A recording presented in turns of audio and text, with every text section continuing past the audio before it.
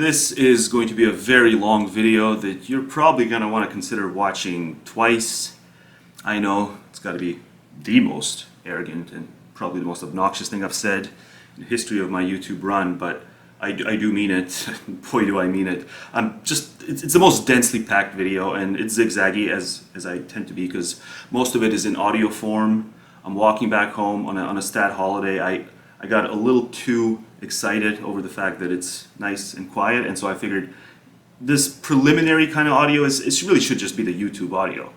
And I realized that midway through, not midway through the audio, but very early on in the audio, I just wanted to do a kind of reminder for myself that this is how you should start the video. And just as this is a throat clearing section to the video, to the actual content, so too that audio turned out into just the content itself. Because I was stoned. It was a stat holiday. It was October 10th that I recorded. I think what's going to end up being over 95% of the video itself. It was October 10th, and it was really peaceful and quiet. And so I just, as it's typically not, as I'm heading back home, there's way too much ruckus always in the way of traffic. But then I wandered over into the section of the city where there was traffic, but I was just so caught up in recording the audio that I didn't notice how loud it was. So also, I'll try my best to, without also lowering my volume, filter out all the sounds of the traffic. Because at least the first 2 minutes, after I finish with this section, the very first 2 minutes I play, I hope I can filter out the background noise that renders me almost impossible to be heard. But I don't want to redo those points, because that would be excessively performative. And that's why I'm insisting on the stuff that I recorded. That's just going to be what I upload. Because if I listen to it, and I listen to it multiple times, and then it's time to do the video itself and make those very points again, then I'm just being excessively performative, and I don't like that. So even though I'm urging patience for when I transition from this part to the other throat clearing part, which ended up being the content itself, I just urge you to be patient for those very first 2 minutes where I'm in the worst part of the traffic, and that's because I'm not piling up the audios that I recorded chronologically. The very first audio I recorded is the audio that I was in the most peaceful part of the city that comprises my walk back home, and I just had the clarity of mind and I just started recording. So you'll hear all that. The reason it's so arrogant, it seems unduly arrogant for me to say you're probably going to want to watch this whole video twice. I've never suggested anything like that in my YouTube run. Doesn't mean you can't comment however you want to comment, even before you're finished watching the video. Like, you can leave a comment now and call me arrogant. I don't care. You can say anything you want to say, but once you're done lambasting or praising me for this video in its totality, or in part, just at some point, just watch it again. Or listen to it again. But listening is also a problem, because at one point I say androcentric when I mean gynocentric, and so I'll flash the correction for that. But I don't want to make too many edits into the audio itself. So if it sounds like I'm not saying the right word, is because I just misspoke, and I'm always attentive to those sorts of things visually by way of what I write down in the corner of the video or flash across the whole video. But there was at least twice or thrice where I said the opposite word of what I should have actually said. And that is clear if you just listen to the previous sentence, because I used the right word in the previous sentence.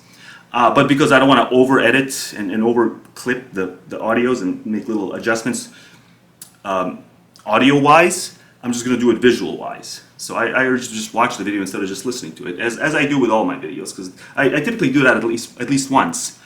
The reason I will actually say that it only seems arrogant that I'm telling people to watch this twice or listen to this twice if you have to listen to it.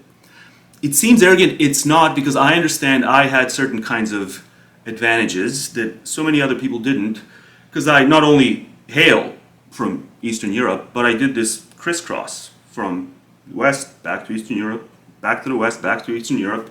And that helps you, I think. That helps you see how lacking anything resembling an institutional framework we have here in the West. We're so lacking in any semblance of a proper institutional framework to think properly on so many issues in the way of gender dynamics, and even these, not just gendered issues, but I include a lot of these sexed issues. The video is unapologetically heteronormative. It doesn't mean that non-heteronormative folks, the alphabet agenda, the LGBTQ folks, it doesn't mean that they can't glean anything from this video. I don't know if I feel confident enough to even guess the percentage of how procedurally useful a video like this is for the non-hetero crowd.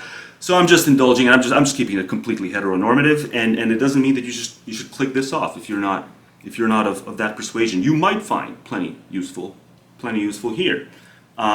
So this is yet another throat clearing section. What I'm going to point out is the very thing that I didn't point out in the audios, and that is my history. Born and raised in Serbia, first decade of my life, came to Canada just over a calendar year later, flew back to Serbia for the summer, spent 2.5 months in Serbia, flew back to Canada, so I would have been 11 at this point, and then roughly 10 months after that, flew back to Serbia once again for another summer vacation. And then there were a number of years where I hadn't gone back after that, but I did go for three more summers after that, once I had almost become an adult or very early in my adulthood. But I hadn't been back there since 2006, and I think being on the ground, not just very early in life as a tween and preteen, but then even these subsequent experiences many years later, 3 more times during the 2000s, I think that helps in terms of seeing past a lot of things that are on if there's even a semblance of a movement, that movement for me it's not just warts and all, right? But I will round myself off to one or another. It's not just that I'm qualifying that I understand this movement has flaws, but they're far closer to getting past the sort of blinders that we most need to get past. It's each movement or ideological framework has one too many blinders to make sense of what I truly believe I've made sense of, and you'll get to hear that. And so I'm not going to identify in any single way. I'm just doing a critical video, because for a long time everyone who spouts off on this and even writes books on this, to me they just come off on the subject of gender. They just come off as an epistemic cripple. And so the debate really is all these different types of epistemic cripples. You got the deaf arguing with the mute, or however you want to put it, the blind versus the blind, and it's just drool. I just see drool going capacious because it's just a bunch of cripples. And I wish I would not so crude in how I put that, but I think it's good. It's a good visual to really drive the point home that I'll drive later on. Everyone, I cannot think of anyone who, even people who don't gain any sort of prominence, who are these street commentators on gender. There's certain things they're doing in the way of recognition that we all have an inner child, and a lot of these things that the academics deem as too unsophisticated to even ironically indulge in, which I think we should non-ironically indulge in.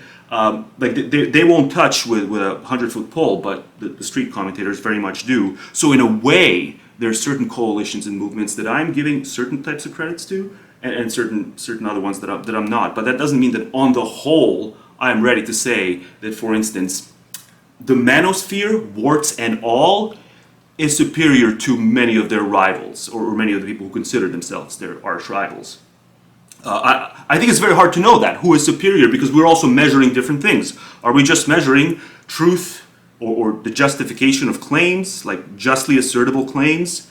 Are we trying to figure out which coalition is the most beneficent coalition, and beneficent to what group or subgroup? See, when you realize just how many different ways one movement, doesn't have to be a gendered ideological movement, it could be any type of ideological movement, how they outperform some other one that you might be less sympathetic to, it's possible that the manosphere might outperform any rival group on truth or justificatory grounds, but not on beneficent grounds. So when you realize how many different ways we can split this atom, you're going to see that those kinds of overarching claims are always unwarranted, and I'll get to that at depth in the video, because we're not even posing the right questions. I hesitate to do this video because as I complain, at length in the audios. I still hesitate to do this video, to upload it. That's why I also started writing a blog post on it, because this will probably be taken down, because I don't want to, in a cowardly kind of way, I don't want to only say 4/5 of the stuff I want to say. If I'm going to do a video on gender, I want to say 100% of these points I have to say, these points that are specifically tailored at things we might be able to recognize had there been an institutional framework that guides us to recognizing it. But as I discussed when I complained about Glenn Lowry and the scholastic zealots he brings on to his podcast in the form of Heather McDonald and Amy Wax, this sort of thing, this push-pull insight distortion, it's turbocharged on sexed and gendered issues. It's very bad on a host of other issues, but it's turbocharged. That if you think you've debunked A, you've shown Z to be correct.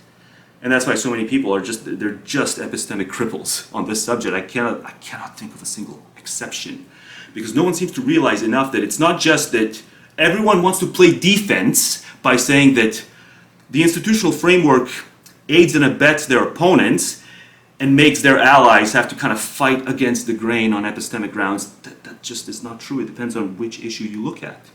It depends on which issue you look at, but when you take everything as a whole, you're going to see how distorted the whole backdrop to the issue is. The whole backdrop to gendered issues taken in their totality, there's nothing remotely resembling a proper framework. And just, if you want to make sense as a third-person analyst, and truly an impartial spectator who values gender diplomacy, just as we should value diplomacy in all these other contexts, now being kind of Cuban Missile Crisis 2.0, and I'm not going to discuss that right now, because I'm nowhere near as confident on what the right course of action is for that as I am on everything I'm going to be discussing in this video. So I know how oddly timed a video on gender is when we're talking about, well, should we give in to nuclear blackmail? Should we not give in to nuclear blackmail? I'll round off, we should not give in to nuclear blackmail, but I understand that's a far more complicated thing to defend than it is that everything I'm going to be defending here. So it may also seem like this is, in terms of my timing, I'm thinking about all the wrong things. I'm not thinking about a potential disaster that's looming. And you're entitled to that view, and you're entitled to not listen to anything right now until this, at least the worst of this tension comes to pass. Couple of examples. So see, I'm keeping in mind what I brought up in those audios that I recorded and what I left out in those audios I recorded. One way to see this point about there being just a complete lack of a framework for us to really truly think impartially, critically about various issues of gender, and how early childhood experiences, the ones that I was fortunate enough to have, how they can actually get you in the right direction. So it's not that I'm not inherently wiser, just simply because I say that you should watch this video twice and you should really view everyone else as being a cripple on this subject, epistemically speaking, and not having anywhere near enough insight to impart, whereas I do. That's not my inherent wisdom. It has to do with the fact that I was born and raised in a Central European, or if you like, an Eastern European country, that on a lot of gendered issues just did not make the sort of assumptions that we now increasingly make. And then I didn't just leave and not come back. I bounced back for a handful of summers as a tween and preteen, and then as an adult I also went back 3 more times throughout the summer. And that really allowed me to see certain things that potentially I wouldn't have been able to see. And I'll just point to one example that I didn't in the audios themselves. The audios, again, are not going to be chronologically uploaded.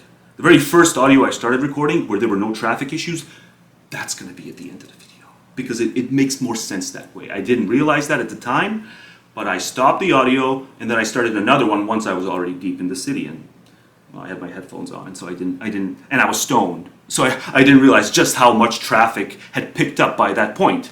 This was about an hour after I started recording my first audio. Yes, my walk back home commutes really are that long.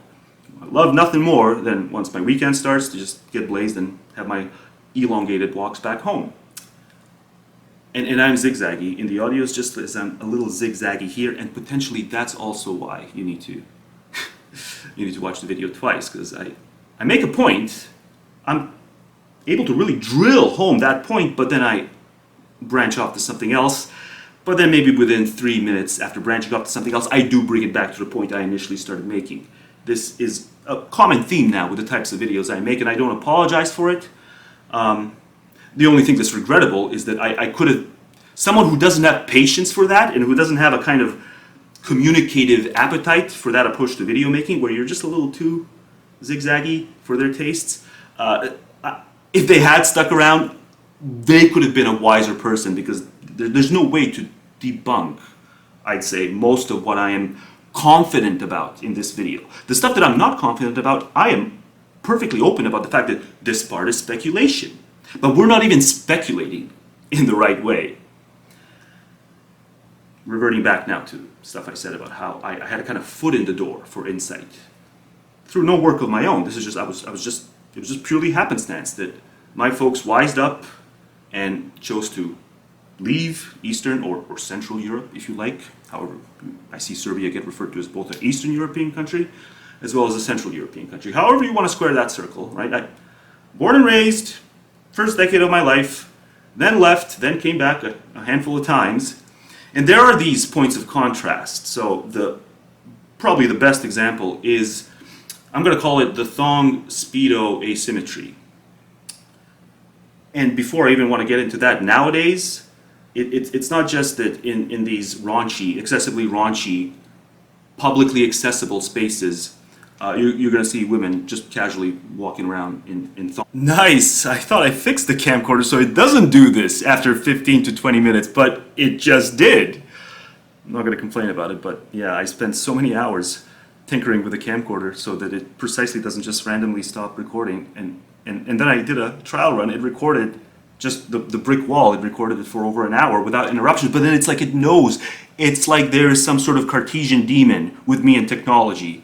And it's making me really question whether reality is... It's like I'm Wile E. Coyote, and gravity is really playing these tricks on me. But anyway, there's an asymmetry that you are more likely to see if you spend a significant part of your life or youth both within the West and outside the West.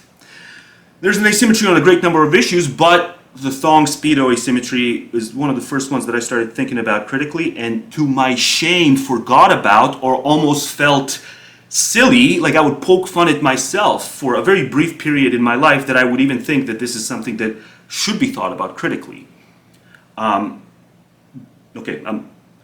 will say more as to how I could have even deceived myself into thinking that the joke's on me for thinking about this sort of thing critically. I will say more about that later. Right now, I'm just going to stick to the asymmetry itself. So just as I got interrupted by my demonic camcorder, just as I got interrupted because the recording stopped on its own, I was talking about how very recently, it's not just that you see in public spaces women just casually in thongs, which the spaces are not considered these raunchy spaces, right? Like the beach at 1 p.m. should not be considered a raunchy space. Nonetheless, this past summer, I did a lot of walking by the beach and hanging out by the beach, and just the amount of women just casually in thongs with children walking around, like no one bats an eyelid. And already I know the reaction right now is, he's pearl clutching. I'm not pearl clutching. I'm trying to be insightful, and I'm trying to expose double standards. Because this just so brought into contrast what I used to think decades ago. The thong and the average Speedo, or the average Speedo and even the average bikini, they're not equally revealing, but they're almost as equally revealing. But then if you really do compare the average Speedo to the average thong, one is far more revealing than the other. In the East, where I hail from, a guy in a Speedo, whether that's at the beach, whether that's at the pool, whether it's anything, that just wasn't funny. It was only when I came into the West, and it was driven home to me far more than in any other scenario. When I had a few friends over, we did some insane antics by way of wrestling and fighting, and so we made our way into my dad's room, and he had this photo of himself at a Mediterranean resort. And he was that photo was him in a Speedo. And I never heard the end of that. I did hear the end of that, but I didn't hear it. I didn't stop hearing about that from my friends for months, if not over half a year later, if memory serves right. And like I wasn't even the one with the Speedo. It was just my immediate family member in the way of my old man. And it's so radioactive is this comedic element about man wearing a Speedo in the West that just never was where I come from. So radioactive was it that I can call almost like by osmosis be implicated by the fact that I've got a family member who wears a Speedo. If you've never thought about this critically, and if you think there's just something natural about the fact that the thong is for women, and nowadays even just broad daylight at the beach, and that's not funny, but a man who wears a more, much less revealing undergarment in the way of a Speedo than is a thong, a man's ass is not hanging out, but that's still very funny, and so funny to the point where I, by having a family member, was teased by my friends because we wandered into my dad's room to wrestle, and then they spotted his own. And admittedly, it's a narcissistic thing to do, to have a picture of yourself in a Speedo, but it was because he was on this resort. That's kind of my defense of it, but he probably should. He doesn't deserve my defense either. But that's because of his narcissism, not because of the fact that he was just casually roaming about in a Speedo at this resort. And I don't want to use the word gaslighting because it's just so overused. There's a lot of words when you hear me just kind of stop, it's because my brain happens upon a word that is overused and I want to search for a better word. So I don't want to say I was gaslit into kind of rolling with those jokes, but folks, if you see something other than a prejudicial attitude toward the male anatomy in this kind of thong, a Speedo asymmetry, where the garment that's far more revealing doesn't get laughs, and folks, it's not like these were model-esque women out on the beach this past summer that I saw over and over and over again, broad daylight with children running around. It's not like they were model-esque women, and that's why no one poked fun at them. These were, I want to use the word land whale. See, that's if I use some of these fun terms that are not terms where you can immediately glean something bigoted about the person who uses them. Like, I don't want to cower away from using those kinds of terms because they absolutely should be used, but at the same time, I don't want the rest of this video falling on deaf ears because to preemptively be dismissed as a sexist or misogynist, right? But a few of the women were land whales, right? And so it's like, by having my old man in a picture put his photo up in a Speedo, I got mocked for that, the Speedo being less revealing than the thong.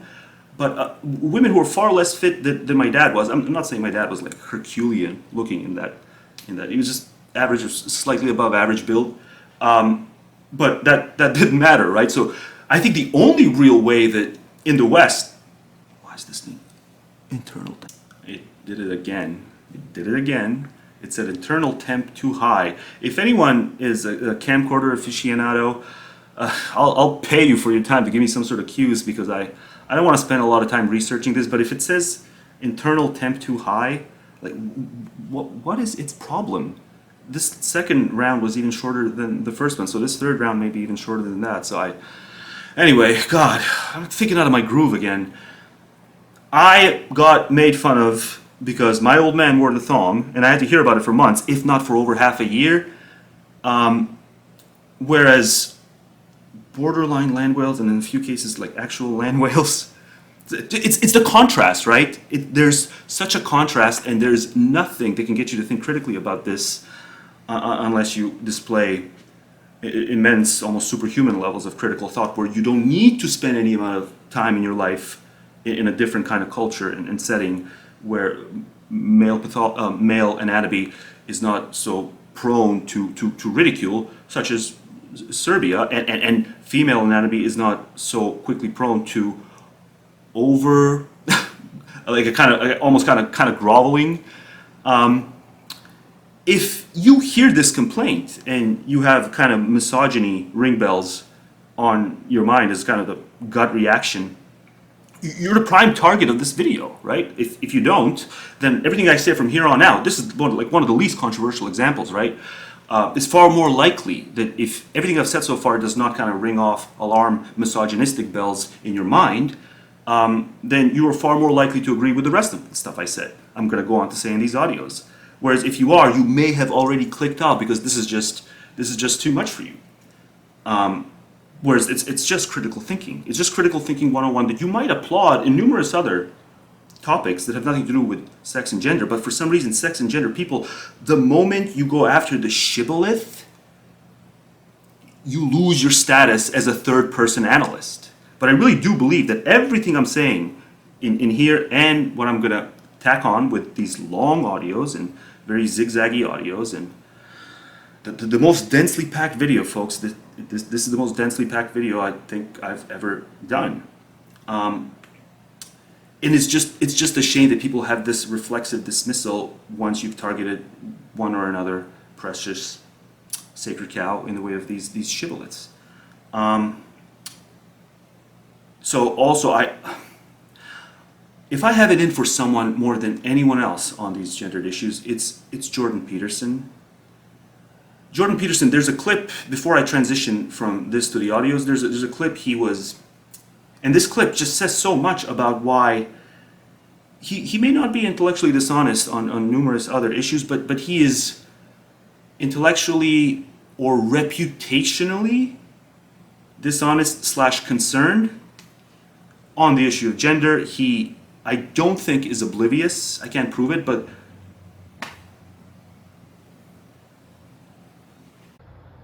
the final straw, the last straw. No more. Back to the phone. This thing, I was figurative, but I should have been literal. This thing just might be demonic. I may start believing in demonic possession. It also, it's the way that it stops. First, it flashes the thing that makes me think it already stopped recording, and that's why I left in my puzzled walking up to the camera up closer. It's like, why did it stop recording? Where it still is recording, and then it stops recording.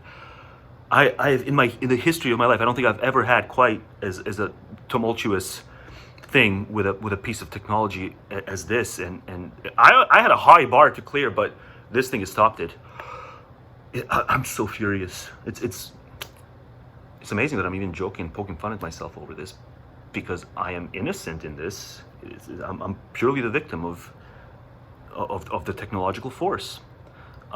So I'm trying to get back into the groove now. I was talking about Jordan Peterson, and I said that he is reputationally, I used another word, I think before that I called him intellectually dishonest, but there's evidence, at least of a shred of that.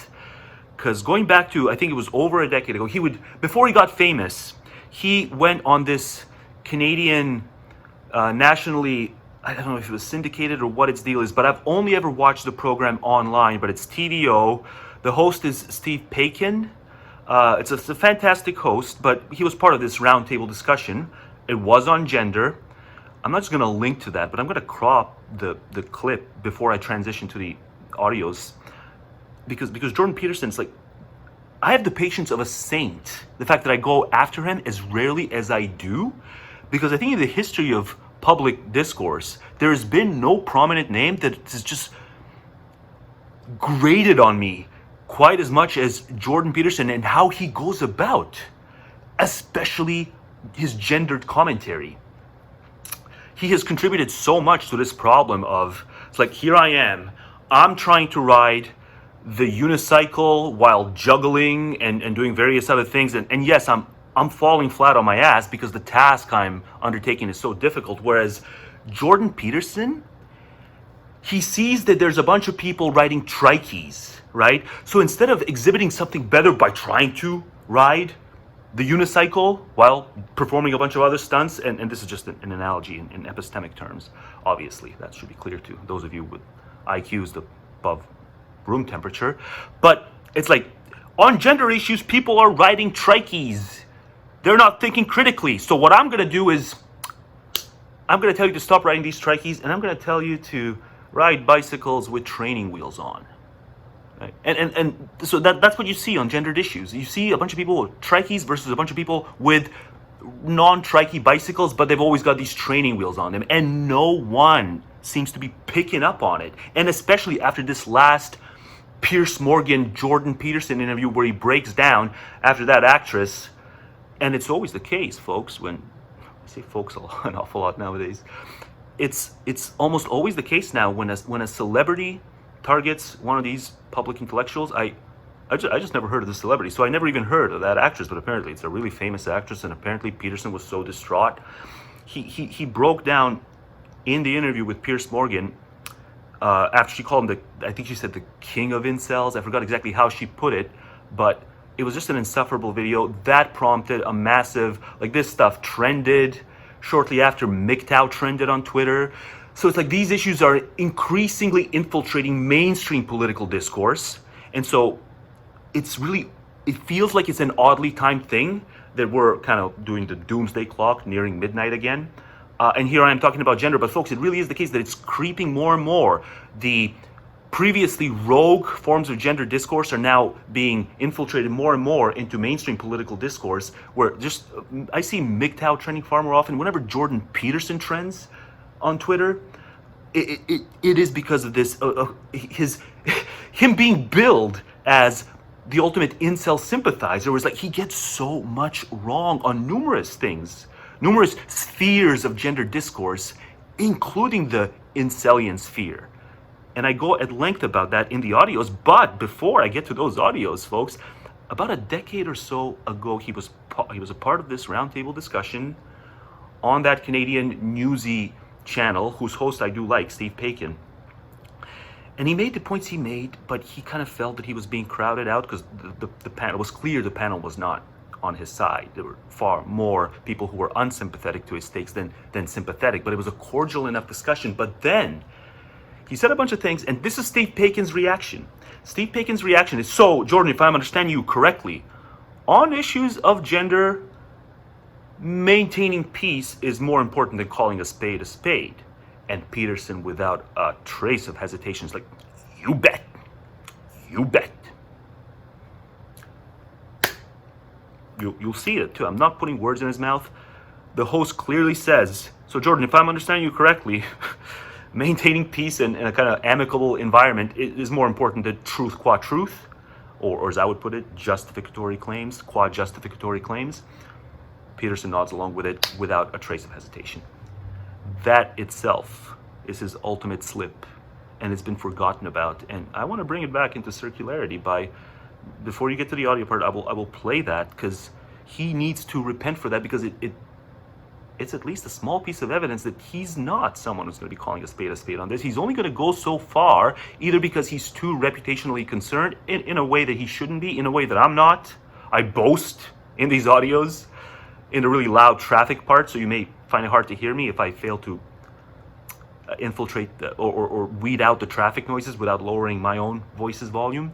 That's when I'm boasting kind of the loudest, that whatever concerns I have in terms of why I've so seldom discussed gender issues. The last time I discussed gender issues was in 2009, 2010.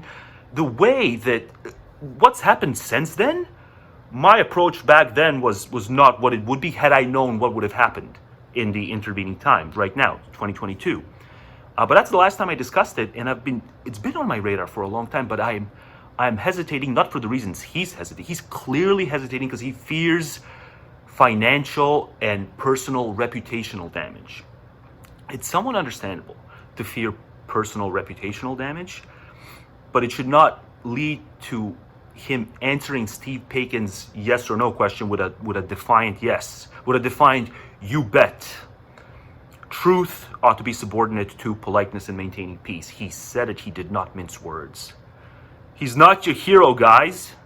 He's not your hero. He's a false prophet of the modern age.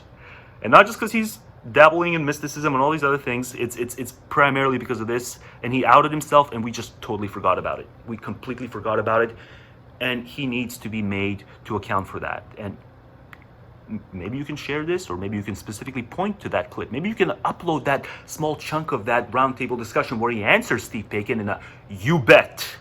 We ought to prioritize maintaining the peace over being just thoroughgoingly truthful. Maybe that needs to make the rounds to see if he still believes that. And if he says no, then why should we not take his no with a grain of salt when he was so quick to answer yes all those years ago before he went famous, back when he went on that show on a consistent basis as either an editorial kind of. Remember when he did that segment with that kind of noir hat where he talked about the rough and tumble, boys should be allowed to play rough and tumble. Oh man, what you're gonna hear me go on about in my audios, you're gonna hear how silly his concerns are, as to be expected, because he'll only take it to a certain level, and if the bright red line is a little too garishly bright, I don't think he's willing to cross it. I have, to my shame, not been willing to cross in a video form certain bright red lines, because if there's one thing I hate, it's having my videos taken down. There's a very good chance I complain about it in the audios. There's a very good chance this video is going to be taken down, because I don't want to just say 4/5 of the things I want to say. I want to say everything I want to say. And at some point, yes, it is very controversial. Some of the things that I'm not speculating about, some of the things that I'm intensely confident about, are things that make people's heads explode, and are things that are perceived as hateful and bigoted. And part of that is just the aesthetic of some of these memes that people want to gaslight you, but maybe gaslighting is not the best word to use, that people want to hastily dismiss as hateful and bigoted memes. They're not. And maybe I'll flash some of those memes throughout the audio only section. But there's a lot of other things I'm going to flash that counts as evidence of what I'm referring to, that I didn't specifically think about in some cases as I was recording the audios. So sometimes what I'm flashing on the screen is going to be perfectly apropos to what I'm discussing, and sometimes it's going to be something that is only loosely related. But just be patient. Just be patient with this video, and just this little, I don't know how many, I see a 30-second chunk of that old bit of that show that he was on in that roundtable discussion. I'm playing that before I'm starting with the audio section. And I'm doing it because it needs to be taken as a chunk and just circulated, just to see that this is why we have the blind arguing with the blind. It's because Peterson is the utmost representative of one side of the blind, but it's just gonna amp up the drool level, because they're gonna be emboldened. The academics are going to be emboldened by thinking that he's just a cover for misogynist and sexist. And likewise, their preposterous overreaction is just going to embolden the street commentators into thinking that everything they're saying is true, and that their claims to knowledge are as ready-made and as clear and obvious as they are, where at least some of the time they're not. At least some of the time they're hastily assuming things about a larger than probable number of women who have behaved badly. So a good chunk of this video has to do with women behaving badly, and there's evidence of that as well, and that's not revelatory. But I think a lot of guys refuse to discuss this because in some cases it's just so over the top, and it's so bratty, and it's so shit testy, like a coordinated shit test. Like the Twitter account called Women Being Honest, that is a kind of low light reel that I've read several months of just over the last week. I've read several months of these screen caps. These are not fake. You can trace these back to actual Twitter people. These are not bot women. These are actual women conducting themselves that way. And I think the reason so many guys will not, even on an armchair level or a sociological level, say anything negative about that is because it'll be perceived as you're failing the shit test, because you're giving negative feedback to the very sort of thing that a man is just supposed to kind of dust off. Right? But that just leads to reprehensible behavior getting a free pass, right? So step one to get the gender dynamic in the West to have a semblance of rationality is guys need to stop worrying about these, whether they're failing or passing shit tests, and just approach issues the way they would approach any other issues. But that gets to these deeper issues of guys being petrified, not just of being incels, but of being perceived as incels.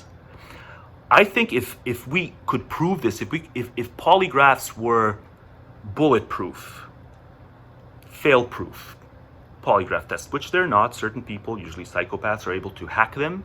But suppose that we came up with the utmost polygraph test that was infallible, and just the average guy, and let's limit it to the average guy in the West, and he had to answer the question, right? Would you rather be an incel where no one perceives you as an incel, and everyone thinks that your lies about how often you get laid, everyone thinks that those things are true, but for one reason or another, you actually don't go around and fornicate, whatever that reason might be, or the flip side, and that is you actually have either a high or low body count. The actual number is completely irrelevant. But despite that, all your partners are now no longer in your life, and you can't get in touch with them anymore for whatever reason. They're just, some of them maybe died, unfortunately, or whatnot. But you have something of a body count. But despite that, you have garnered a reputation by way of these found the incel tactics, and these are tactics.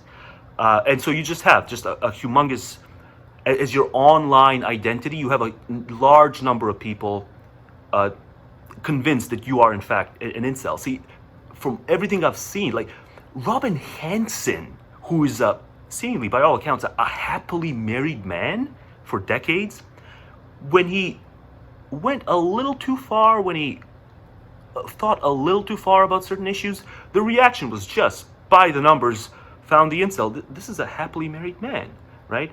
And so I think that this is a kind of flex. There's certain opportunism taking place here where a lot of women know that it's not just that men are petrified of being deselected, of being sexually eliminated.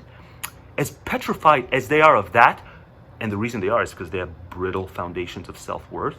More on that in the audios. The reason it's as petrified as they may be of that, what petrifies them even more is being perceived, whether or not they actually are, being perceived as being sexually eliminated, as being one of the non-select men, or the bottom rung ogre, I guess. And you don't even have to be an ogre, and that gets into another aspect of this. And so that I just weep that is, because nothing else explains why the incelosphere gets as little support from men who must understand that they have taken hits to their dignity to not find themselves in more or less the same spot. I give example after example. I even take it as far as, like, if you shave your pubes, like, that's too much of an indignity, where you yourself don't mind the fact that you have pubes, but you have found that not having had pubes gets you to something of a higher body count, whereas when you do have pubes, you can't quite get that body count. Like, just that alone should make you realize that at least some aspects of the incelosphere are not what is typically the media hit piece on them. But men will not do that because the found the incel tactic, boy, that's a powerful tactic. And so I have to speculate on this because we don't have the bulletproof polygraph. So I have to speculate, but I think if we did have the ultimate lie detector test, and you just pose this, there's a lot of other questions we can pose that are fascinating, socio-sexually speaking, but at the top of that list, at least for men, at the top of that list is, are you more afraid of being perceived, irreversibly perceived as an incel, or actually being an incel? The actual wisdom, when you start thinking about the will and the mind, and how the will should never dominate the mind, and the mind should never subordinate itself to the will, the obvious answer to that is that you should not be petrified of either. You should be concerned about certain other things that may loop into that, but I will get to more of that in those audios. But believe you me, if we had one such polygraph test, I think we would find that a man with some kind of a body count, whether that's in single digits, double digits, or even in triple digits, maybe less so if he's way up into triple digits in terms of his body count, but certainly double digits, I think the majority of men, and certainly men in the single digits, if they're concerned at all, I'm not saying all men are, but if to the extent that they're concerned at all, the concern over being perceived as incels in an irreversible way is stronger than the concern of actually being one. Nothing else explains the lack of support. And it's just even the lack of indulging certain memes that are charming to say the least. But since no actual respectable intellectual circulates them, I think a lot of guys a lot of people even, just don't touch those memes with a 30-foot pole, or a 3,000-foot pole for that matter. And that's a sad state of affairs. And this is what it means, is to think critically on modern gendered issues. This were 30 years ago, and I were in the business of uploading videos, because the internet had been around and established YouTube. I probably wouldn't be talking about these things. I'd be talking about a host of different issues that might have primacy. If you're paying attention, the reason there's so much volatility, the reason there's so much animosity is this. And there's a lot of chameleons within academia.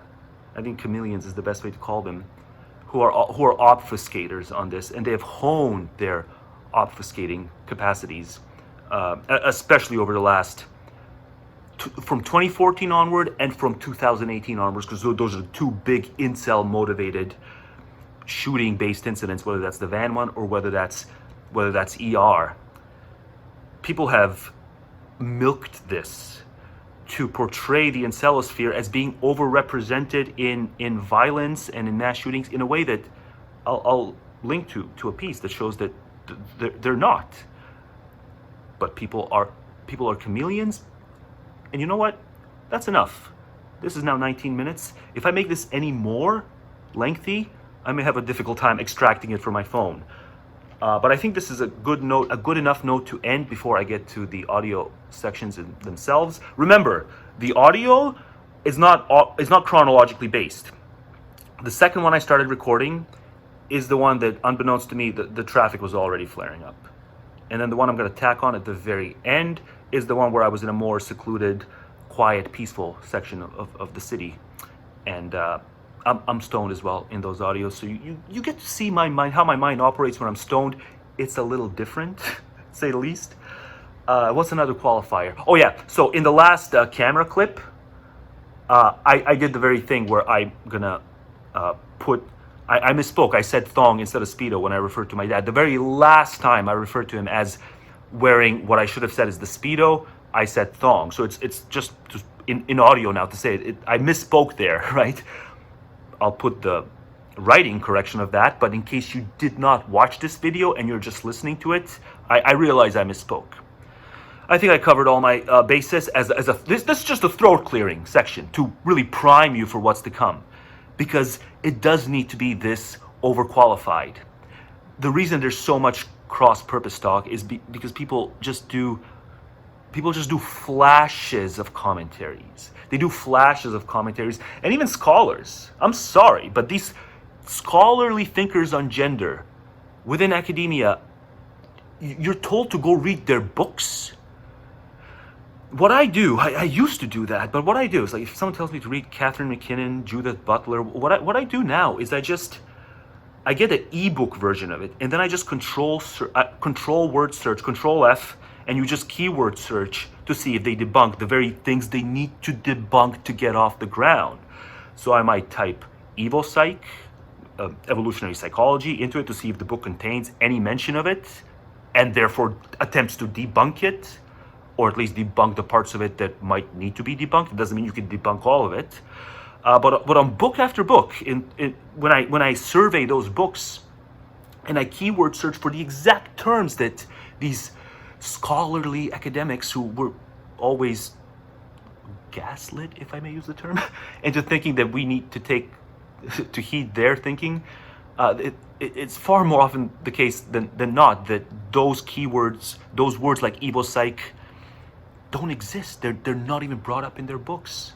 Name after name. It's an outlier. The sort of scholarly writer who debunks what they need to debunk in order to be taken seriously or undermine. You're not going to debunk all of evil psych, right? You're going to undermine maybe some aspects of it, maybe more than 50% of it.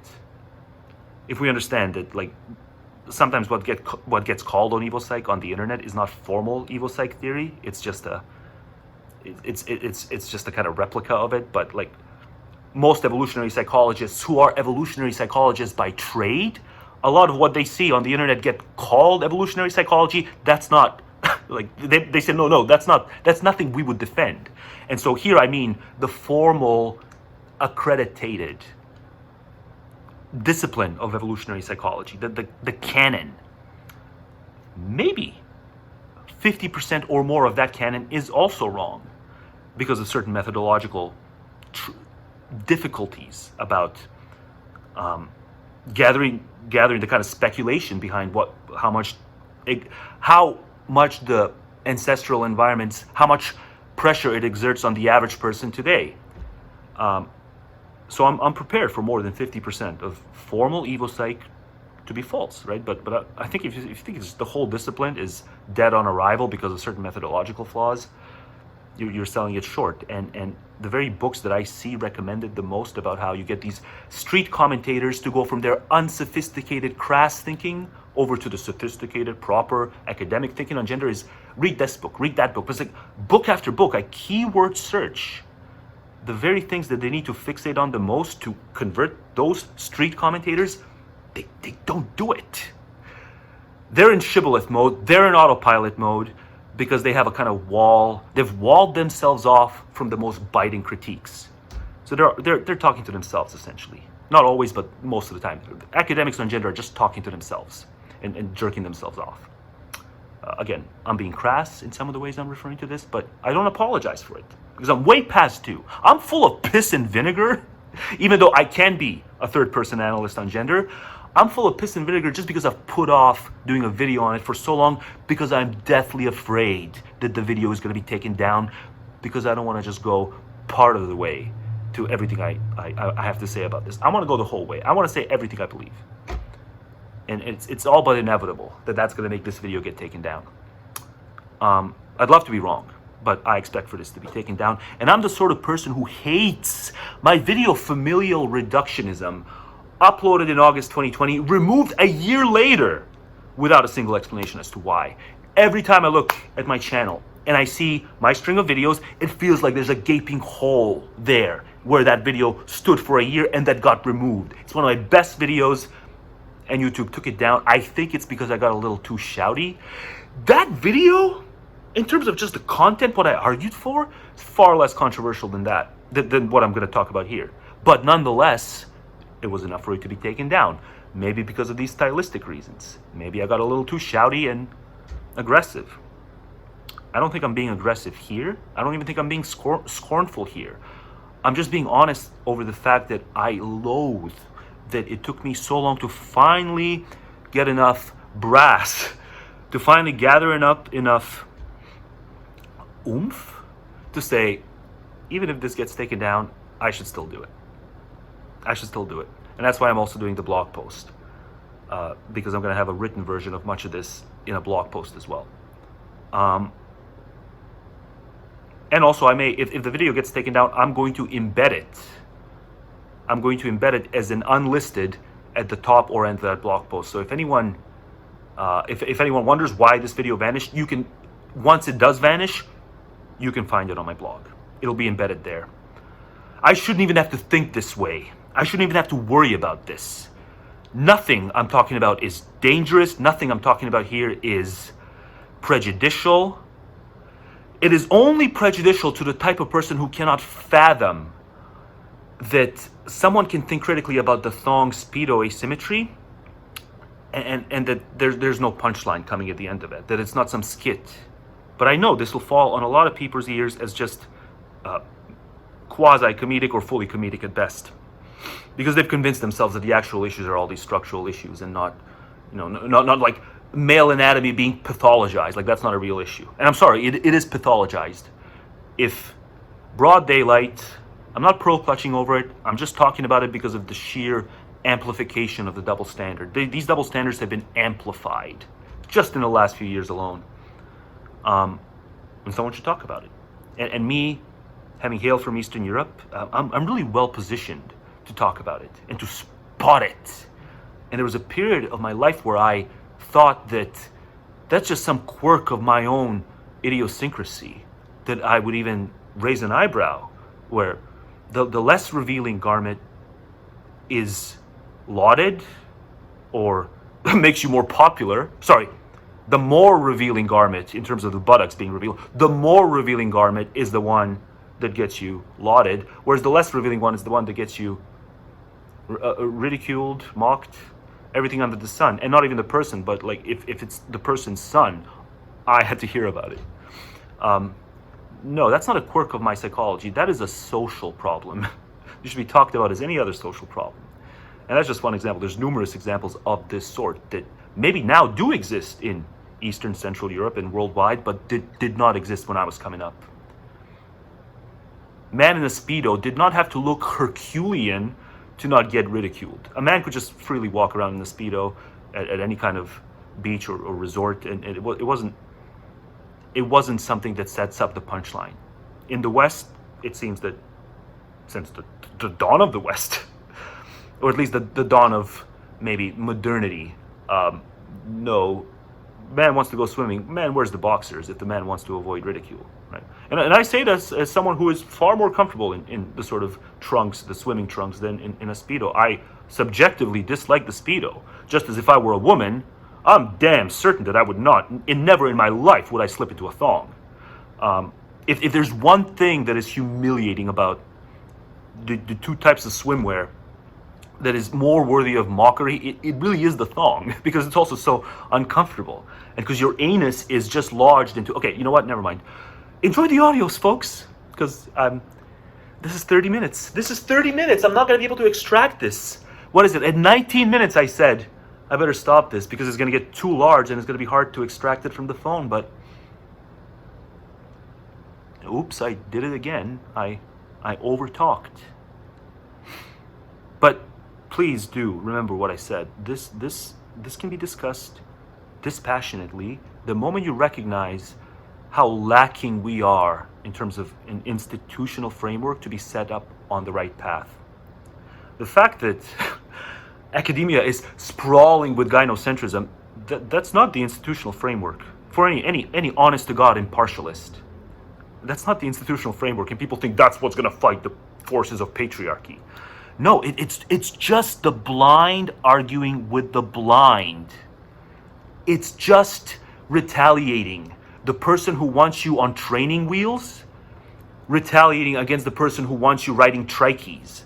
I am posing the biggest challenge to you, to the extent that you're at all interested in gendered discourse. I'm posing the challenge to you is that let's not ride trikeys, let's not ride bicycles with training wheels, let's ride the unicycle while juggling. That's where I'm taking this. Over 30 minutes. God, why can't I stop? I finally found the clip. You would not believe how long it took me to track it down. Not only because it's 41 minutes into the roundtable discussion, but this is not even the first video I checked of the old Jordan appearances on Pakin's show. It's not the first video. Oh, great. Yeah, that's right. Motorcycle. I need to record a short thing, and that's just where the thuds from the outside come in. Did I ever mention that I'm annoyed with the noises in my part of the city? I think I did. Anyway, yeah, it was quiet up until now. Maybe I should start again, but fuck it. This is probably at least a bit entertaining. My spontaneous annoyances. But yeah, so this is the title of the video is Singing the Masculinity Blues, and I watched 41 minutes before it got to the relevant section, and I watched other ones before that, but it serves me right. It serves me right for announcing that I would include videos that I hadn't seen in a long time, whose title I forgot. I just create my own internet scavenger hunts for myself and my own added homework for no reward. You know, no one's gonna appreciate the fact that I'm including this. And yeah, I'm not recording the screen. I'm just recording it from my phone because this took too long as it is. And well, at least if it's a short clip from my phone, I can extract it without any problems. But yeah, at no point, right, it's got masculinity in the title, and at no point they utter the word sizeism. There's some, we need to redefine masculinity, but as I will say it in the audios, but I want to say it now, because in the audios you're going to probably put up with more traffic on the outside. Masculinity is just 95% of it, maybe 99% of it, it's just a sieve for sizeism. And none of these people, though they've got different takes on it, none of them seem to really understand that. The closer they got to grappling with that is when they referenced courage. But even courage is a virtue. It's not just what you could be measured a la sizeism. So it just stacks the deck against along those kinds of lines and other kinds of lines. But that wasn't mentioned either by him or his antagonists on the panel. Anyway, let's get to the point of me even doing this clip, and that is what he's about to say, because it's even worse than I remembered it. There can be really, really harsh competition in those games. And one thing I've noticed, and this is like a dirty little secret of academia, I think, is that if I'm in a mixed gender discussion group, I have to basically remove about 90% of myself. 90%, about 90%. It's worse than I thought. About 90% of himself. He doesn't have to. He chooses to. Either to maintain a stable career or just, reputational anxiety or whatever it is. But he doesn't have to. And if I can afford not to, he can afford not to. Even before he blew up. In those games. And one thing I've noticed, and this is like a dirty little secret of academia, I think. It's worth hearing again, sorry. Is that if I'm in a mixed gender discussion group, I have to basically remove about 90% of myself. Emphasis on the have to. He doesn't have to. Because if I was who I am, and as harsh as I am, and as forthright You're an amateur. as I actually am. In terms of harshness compared to this video, what you're about to hear in these audios, no, he's an amateur. Move about 90% of myself. Because if I was who I am, and as harsh as I am, and as forthright as I actually am, he's very much conciliatory. He's not harsh. He's, in terms of certain factual things that make people's heads explode, absolutely, that can be considered as harsh. But he's not harsh in the sense that he just wants to make women's lives even easier. If you listen to his prescriptions in terms of how he wants the rough and tumble, both psychologically and physically, to take a much harsher toll on young boys than young girls. So he's not harsh in the relevant sense. He just spouts certain facts that make certain academic heads explode. Discussion wouldn't even get off the ground. I have to rein my. If I was who I am, and as harsh as I am, and as forthright as I actually am, the discussion wouldn't even get off the ground. I have to rein myself in and be so polite. I mean, it's true with many men too that I have to be that, but with some men it isn't. But with the women I've worked with, politeness trumps truth.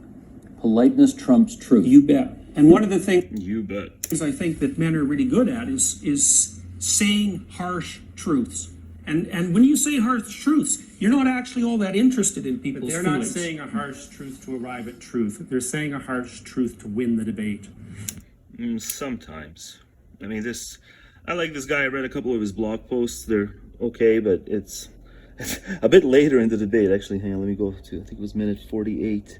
Peterson redeems himself a bit, and this guy just snickers, and it's a kind of condescending laugh where actually Peterson dropped a truth bomb. It's not a game. It has the qualities of a game. It has some of the that's qualities again, of a game. That's again why boys Except love that the first people shooting die. game. Thus, it's not a game. But in a game, people don't die, and in they also don't get But hurt. again, in a war, you would ask yourself, what's the outcome we're trying to achieve here? And I think we've all lived through some wars in the last generation or two where we've said, this is a questionable game. More Vietnam vets commit suicide than died in Vietnam. Why? Because the game didn't make sense. Well, it's because the war didn't make sense. The game. The war. Yeah, but I don't accept the I premise agree war's that a men game. are innately competitive. I do see that very much in the school situation. But you look at the Olympics. Is it all men in the Olympics? No. There's Women are there. innately So competitive too. women They can be compete competitive about too. beauty Yeah. often. Adam, let me get you on this. I mean, it's not something that warrants a condescending sneer. It's or maybe maybe he didn't mean to be condescending. Maybe this just made him uncomfortable. But it is interesting that as just smack in your face, obvious, plain statement like Jordan just uttered, is he either got uncomfortable with it or he felt that it was below him even having to say anything to respond to it because it fits some sort of a cliche that he thinks he doesn't need to respond to because he's so high and mighty. And this is someone who, at least this blog post, I like. But yeah, he just felt that was just worthy of a little chuckle. So anyway, I mean, part of me just wants to keep playing this now and just, I would do a pretty good job just responding to all these panels because I just disagree with everyone in so many different ways. But this is over 7 minutes now, so I'm going to stop it and move on to those audios. Flash forward to, it is November 2nd now. I'm just completely lagging when it comes to putting the pedal to the metal to actually get all this editing done and make it presentable image-wise, meme-wise. And I'm still thinking about the chronology, exactly what to put where in the video. But there's going to have to be a second and probably a third video. So this is going to be, this gender stuff is going to be like a trilogy. I'm going to do probably 3 videos in a row. I've got way more to say, way more to contextualize, but if I start that now, this video is going to be, I think, over 2 hours, and I can't have that. But before I wrap this up, there is a tension. On the one hand, I talked about how guys need to not be enslaved by being this petrified about having the playbook used on them. The playbook being something, really anything from found the incel to being accused of being insecure by giving negative feedback in any which way, right? So on the one hand, I'm saying guys should just be outspoken about this stuff. They should not cow to these predictable playbook tactics that we've seen played out over and over again. And I can go into why. I have evidence that it's not a trivial number of guys who cow to it, who have some reservations about seeing even the fact that the playbook gets utilized in terms of speculations about insecurity or the found the incel tactics, all these things. One glaring piece of evidence that it's a non-trivial number of guys is just the size of the manosphere. But going back to there being a tension, there is a tension in the advice I give, telling as many guys as possible to just speak their minds, shit test be damned, and really reverse the shit tests. But on top of that, I also say that sexual revolution ought to have happened. On balance, it was good because it had all these informative features. It's the epistemic bounty. It's one of the ultimate in terms of sociological epistemic bounties. You're not going to get more clear-cut kind of data point benefits than sexual revolution, which led to all these promiscuous cultures. This is a good thing.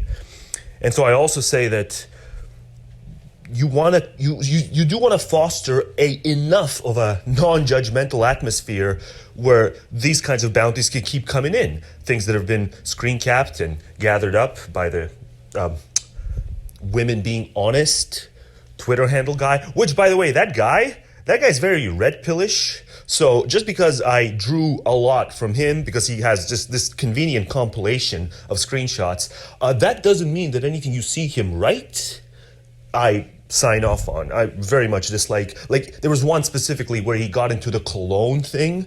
He screen capped a woman saying, men who pick the right cologne deserve the best possible head. And he said something that affirms that. And obviously, I was just ask each and every single one of you, like, if you as an individual dislike wearing cologne, don't wear cologne unless your life depends on it. Then maybe wear cologne. But even just this idea that you pick the best possible cologne, go out of your way to spend money. It's like no. If you can't get head without cologne, don't get head. If you can't get anything without cologne, don't get anything. But don't infuse yourself with substances and all other kinds of. It's just another example that kind of falls in line with a don't shave your pubes example. God, I want to title this video Don't Shave Your Pubes, but there's just so many other better candidate titles. But going back to there being a tension per what I have recommended just in this video, there's this tension because I'm utilizing the women being honest Twitter compilation. I'm utilizing that and I'm drawing very heavily from it, though I don't like what that guy writes prescriptively because he's very much swayed by red pill mentalities and sensibilities, and I just think all of that also contributes to sleaziness. See, if one of your main issues is the pervasiveness of sleaziness, then anything any red pillar is going to say is just going to be dead on arrival for you. So again, I cannot emphasize enough that I'm not giving anything close to a kudos to that user based on anything he prescribes. I'm just drawing this compilation of evidence from him. It doesn't mean that I'm okay. That's clear enough at this point. I was going to qualify that at the beginning of the video, but there's too many qualifications at the beginning, so I just need to just tuck this away at the end. But I think that should be clear enough. I don't think I even need to. Like, it's going to be obvious to any. You don't even have to be a long-term viewer to kind of figure out that I'm not putting a stamp of approval on anything remotely close to red pill. But there is this tension because I'm saying it's good that a compilation like that exists. It's good that there's enough cultural lenience to the point where we can see these confessions and admissions that are just so bottom of the rung. in terms of the crassness of the minds of these women, it's good that we can have insight into this. And if there was a strict, severe, old school culture, some people want to attribute this to there being technological avenues to advertise this, but no, believe you me, if there was that old school austere culture, it doesn't matter how many technological avenues and real digital avenues make it easier to confess these sorts of things would not be confessed, nor would there probably be enough behavior that is that gives rise to hybristophilia behind closed doors. So on the one hand, I'm saying we want to foster an environment where people are going to make the wrong choices and be given the opportunity to make the wrong choices. On the other hand, I'm saying guys shouldn't conceal their negative feedback, whether that's from a first person, personally bitter standpoint, or just as a third person analyst who just sees what you see and is willing to call a spade online. Whichever approach you're taking it, you should not conceal your thoughts. If your honest to God genuine feedback is of a negative critical bent, then that's what you should spout, no matter how many of these predictable playbook tactics you're going to get applied on you, and even if that's going to be fully convincing to the large majority of bypassers, which I think it often is. I think mainstream sensibilities on gender, if there's one thing that the tradcons have in common with the gynocentrist, it is they do buy into this idea. This idea that is very much notionally buys into the just world. Just world gets referred to as just world belief or just world fallacy, but I wouldn't even go that far because this is very notional for most people. They don't have like an explicit belief that affirms the justice of the cosmos on itself and then attributes all bad things that happen to some sort of individual characteristic of the person. And so when you have a just world notionally buzzing around in your head, oftentimes the tradcons and gynocentrists, it is notional. It is not explicitly believed, but that's what gets this. That's why they're so eager to buy into and to nod along when someone incorporates the playbook that pretty much says the complainer is often at fault, right? So you have stupid things in commerce like the customer is always right, whereas in gender you often have something when people have this notional just world thing running on the back burner. The complainer is always at fault or defective. The story can be environmental, it can be intrinsic, there can be a lot of ways to square this circle.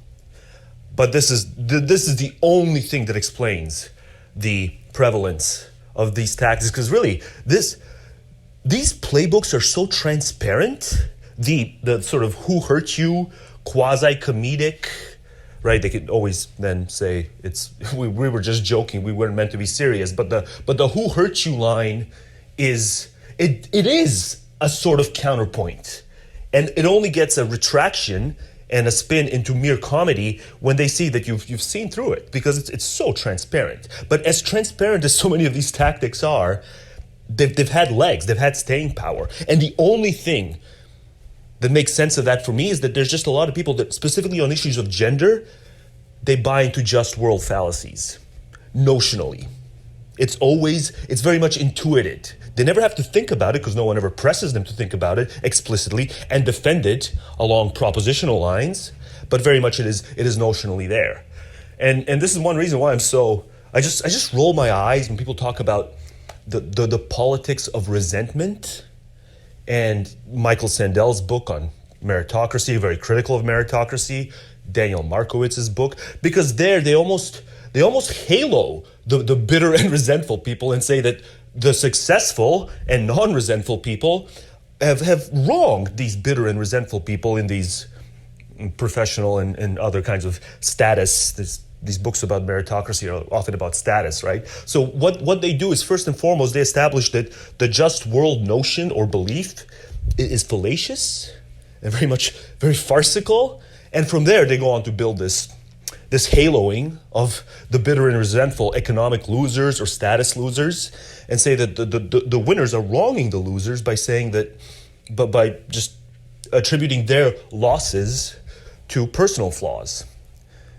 And according to what I'm seeing, like even people who believed in meritocracy like a decade ago, 15 years ago, they give glowing coverage to these types of books.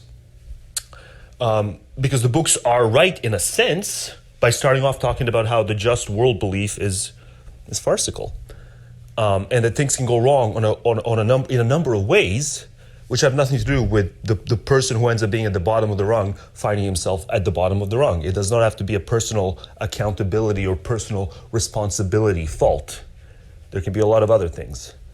And so this is not to draw a clear line between that and people who seem like they are bitter and resentful on gendered issues, or who genuinely are bitter and resentful on gendered issues. But I just don't see why there has not been a stronger push on the part of people who write books like this to incorporate it into the gendered sphere, such that maybe some of these playbook tactics, predictable tactics, don't have as many legs as they would. You got to start making at least soft analogies, so that even if some people who, for example, the passport bros, this is just and I just criticized passport bros. I don't think you should be a passport bro, but even on the heels of that criticism, I hate seeing how quick people are to smear them and how successful the smear is in sort of mainline discourse. And all of that, if you just draw these analogies, if you got a foot in the door on the politics of resentment, and if you're sympathetic to what gets referred to as like economic anxiety and all these sorts of things, odds are you really thought critically about the just world fallacy. And it just doesn't get incorporated enough into gender discourse. Because the only thing that can even motivate you, not so much actually have you execute the playbook, something like, who hurt you as a way of getting people to not think. The only thing that can get you to actually be so much as motivated, not even executed, but just be motivated, is if you don't see how transportable these things are. There are certain through lines between these things. And so this is why gynocentrists and tradcons to me are kind of two peas in a pod. But despite everything that I just said about that, there's a sweet spot that is going to be very much impossible to hit. There's a sweet spot here where we want to give each newcomer just enough rope to hang themselves. Just enough rope in terms of social lenience so that they can make these confessions and not conceal them.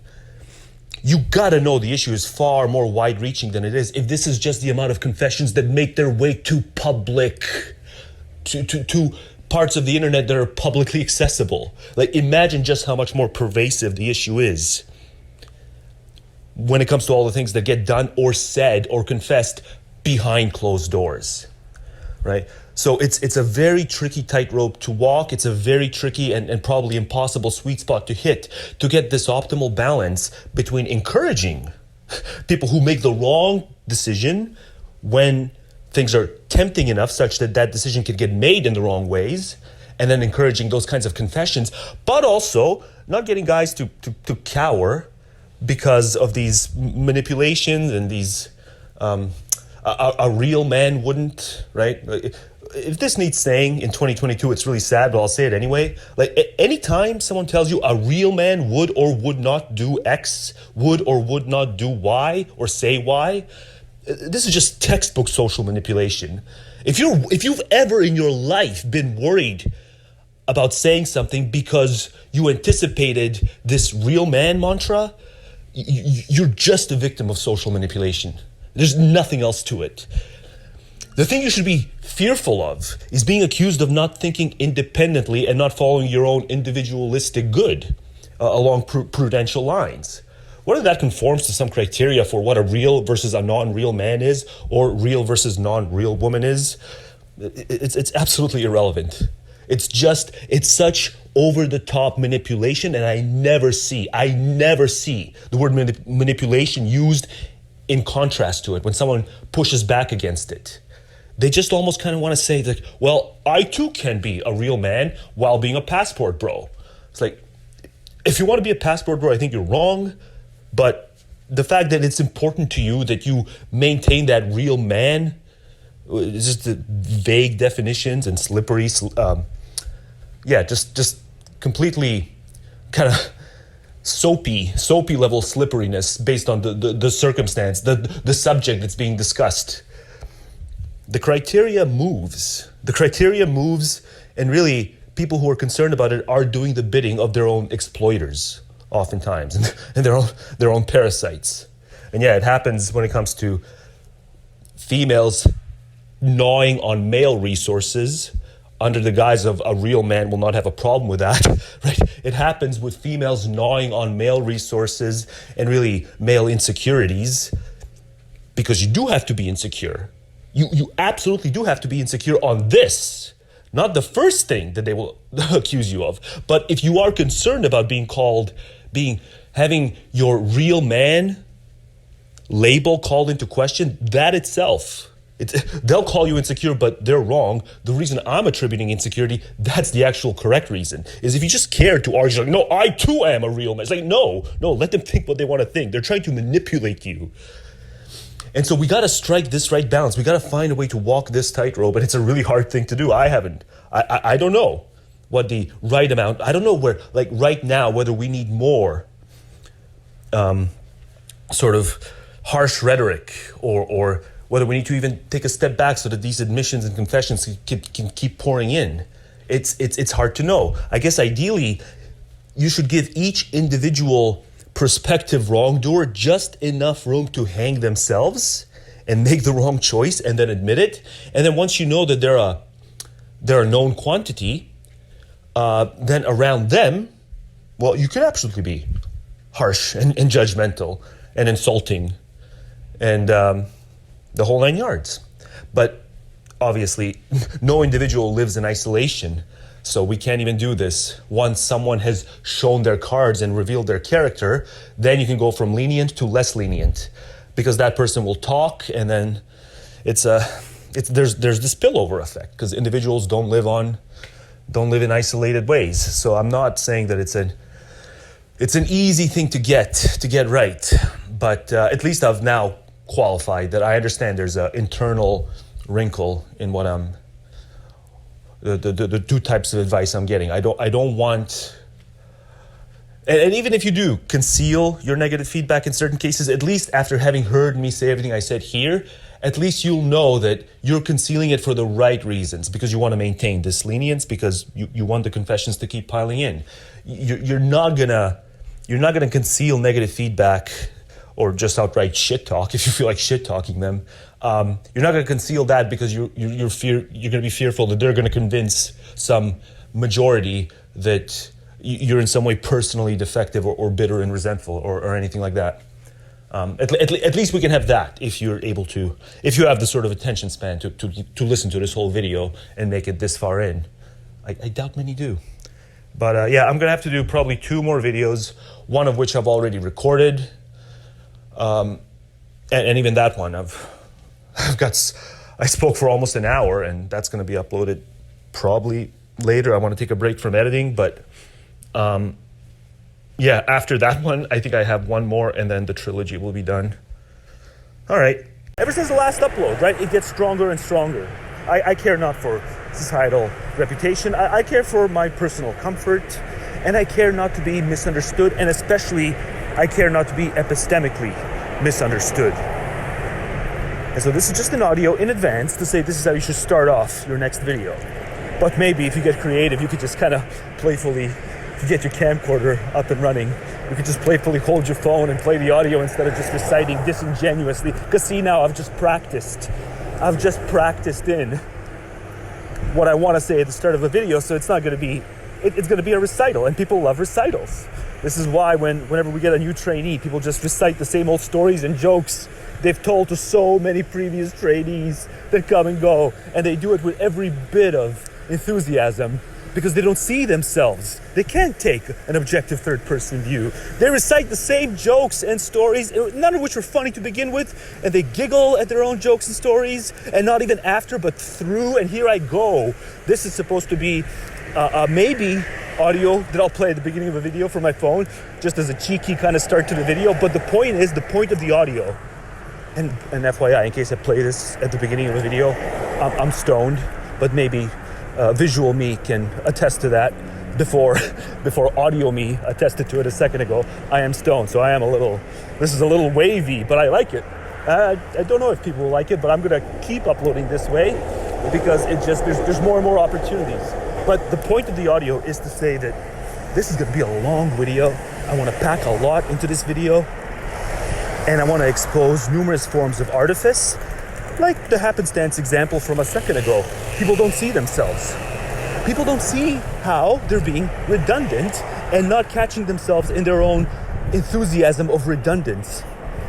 And it's not like I'm talking about half a dozen different people they trained and told these exact same, very monotonously too, but enthusiastically somehow at once. It's not like it was just a handful of trainees. No, we've had dozens of people come and go. More often than not, when I'm at work, I'm there 4 days a week. There's someone's training, because the training is preposterously elongated. It doesn't need to be anywhere near as long as it is. But the point is, I always see different, this is not just my department. We had a labor crisis. It's come under control in my neck of the woods, but the people keep coming and going. And so there's always a trainee, and wow, how did Schopenhauer put it?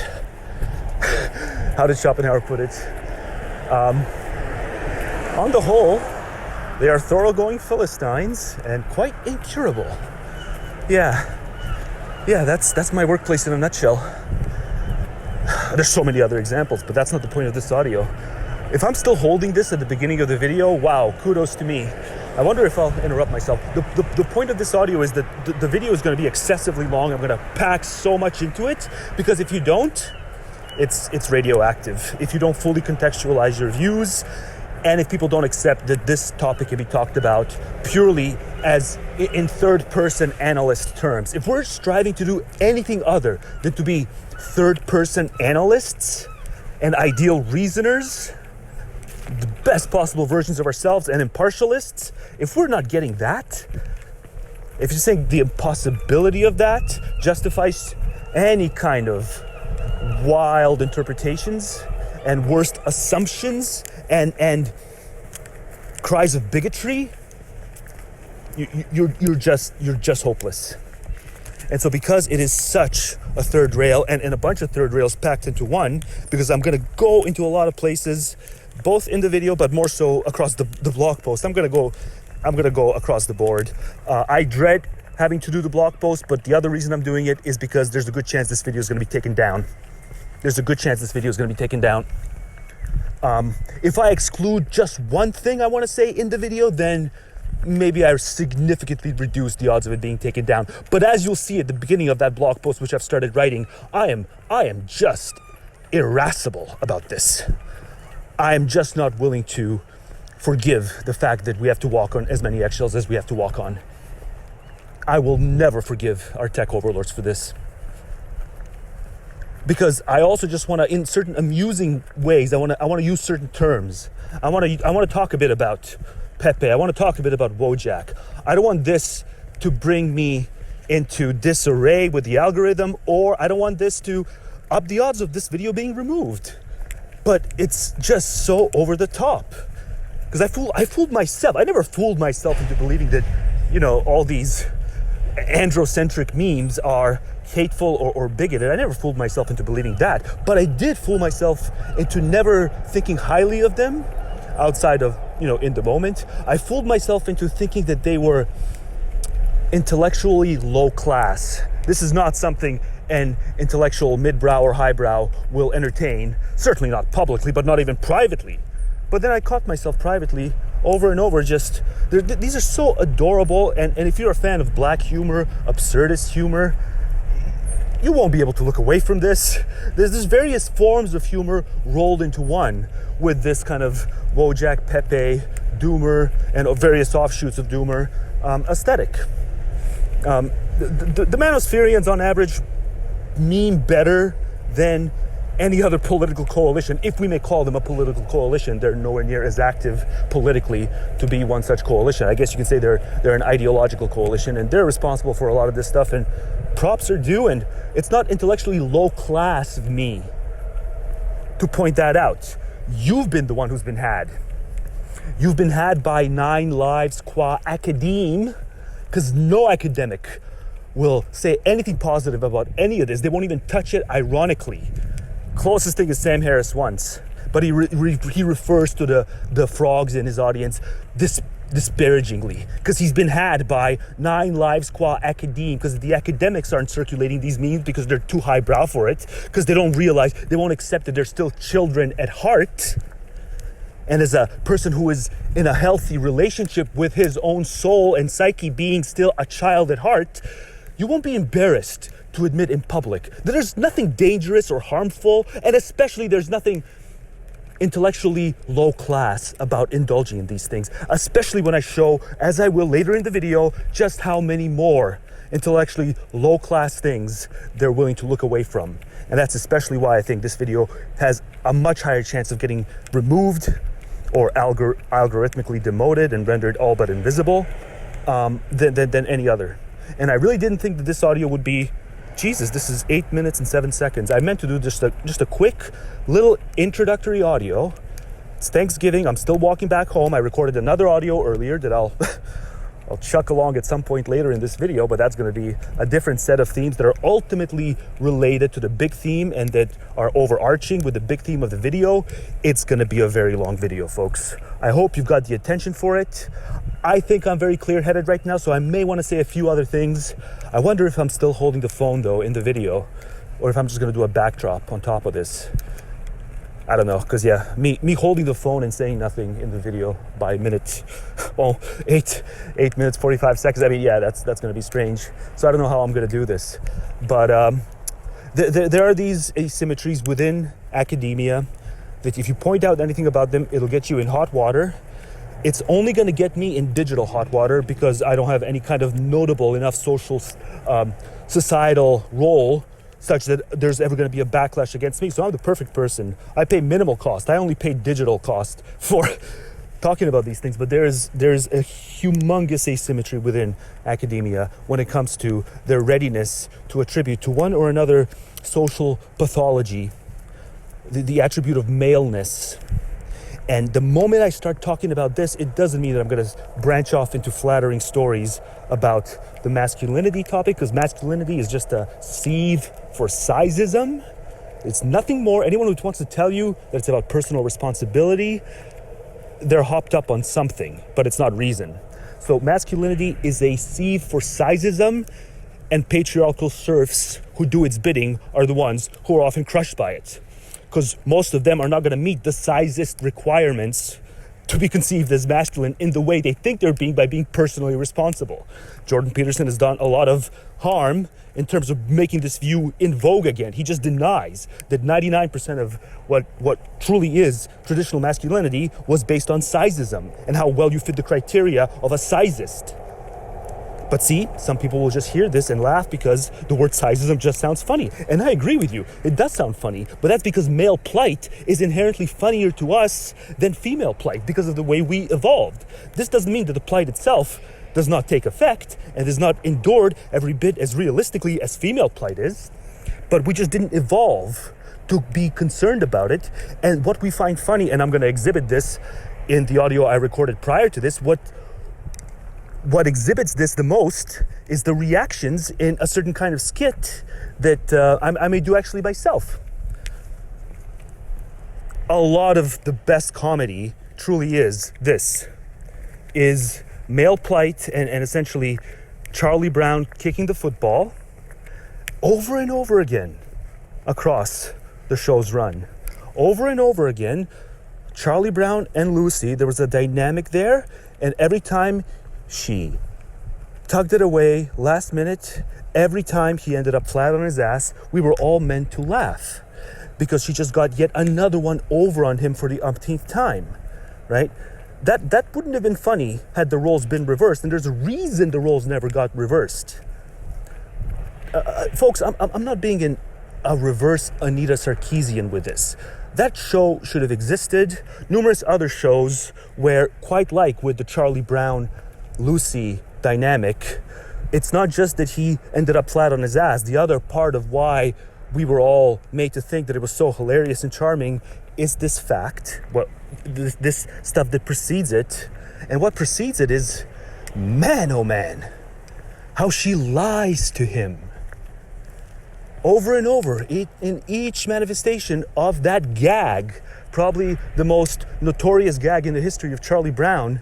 It's not that he fell on his ass once she removed the football. It's how she lies to him and how we're supposed to find that funny. Now, what do we do after? Well, we probably flip over and check out what Screech is up to. And it turns out that Screech, just as we turned the channel, is in the middle of getting rejected and clowned on by Lisa for the umpteenth time. And switch over to Urkel, switch over to take your pick. I don't know any of the modern shows that do this, but I heard stuff about the Big Bang Theory, and I heard about a character named Sheldon, right? So just understand, some of this at least is legitimately funny, and I'm not above laughing at this kind of male plight, but I understand why I'm laughing. That's because I'm a product of evolutionary wiring that I'm just never going to undo. And more on that in the other audio I recorded earlier. But for now, I just want to point out that there's an asymmetry within academia, recognizing certain pathologies and putting magnifying glass after magnifying glass after magnifying glass to find the innermost trickles of those pathologies when there's maleness attributed to what drives the pathology. And they'll make excuses for that by saying it's a cultural kind of maleness, but that entails a purely culturally instilled kind of maleness, and that's just to get them off the hook for not... See, they'd call if I say evolutionary wiring contributed largely to what you're saying is a purely societally constructed phenomenon, they would call me an essentialist. But it doesn't mean that it's immutable. It just means that we see generation after generation, it's remained immutable so far. The fact that we find male plight funny, and the fact that we squirm around female plight to the point where we come up with absurd legal codes like femicide, even though already, see, this is going to get me in trouble. This is already I'm in the very first preliminary, what I thought was going to be a preliminary practice audio, but I'm already on femicide. But more men kill men than men kill women. And you might even think about it in terms of a man who is gay having killed his present or former male lover. So that should also qualify for intimate partner violence, but you're never going to see the flip side, the gendered flip side of femicide. It doesn't matter how many gay men kill other present or former partners, right? 9 lives qua academe will not agitate to get that a special kind of group status protection.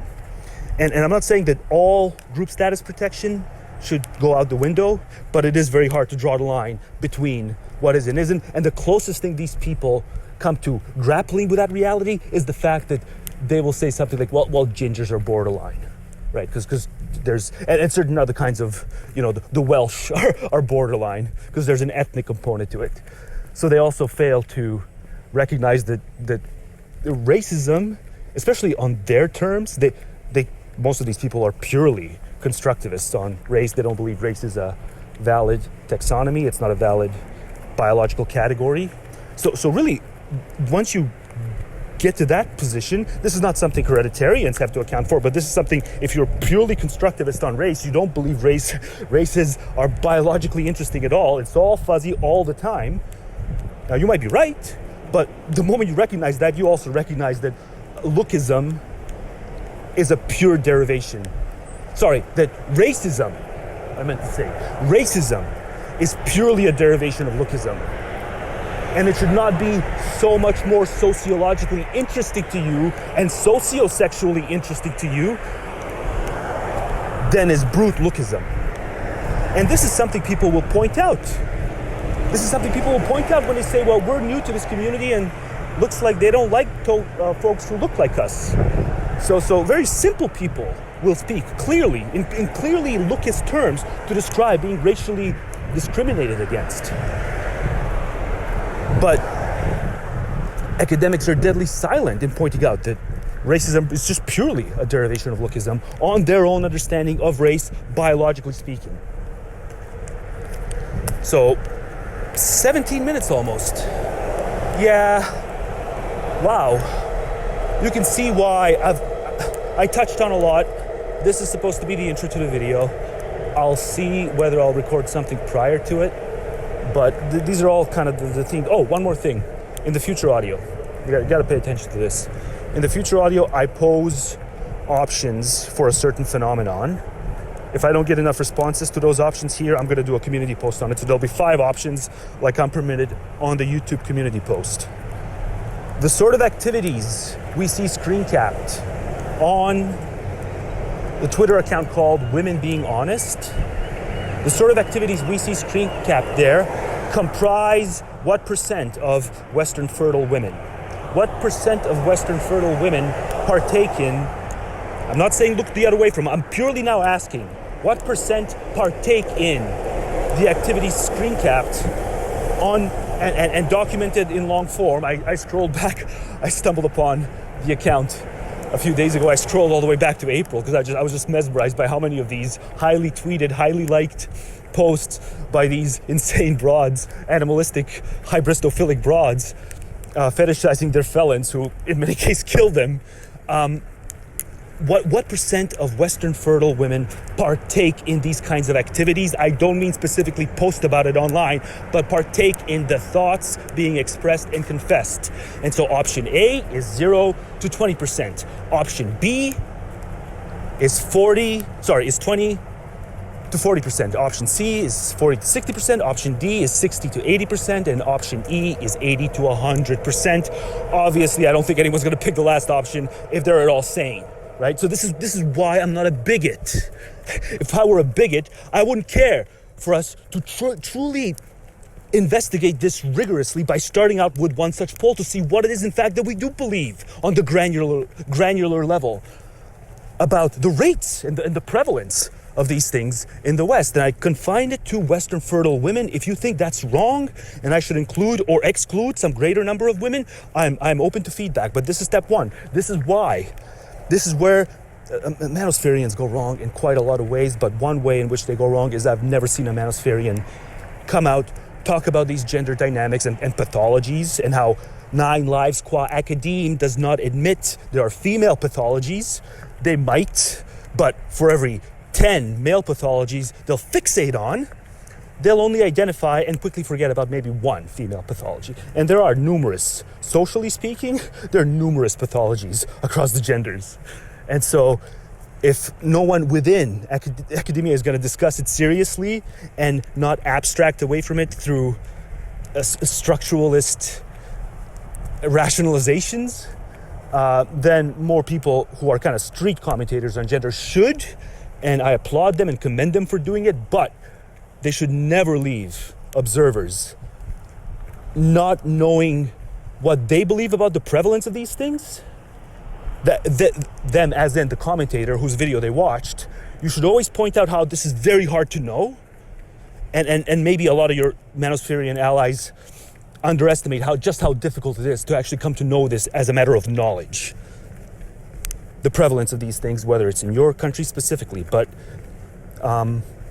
yes, so I'll flash what I mean by that in the subsequent audio.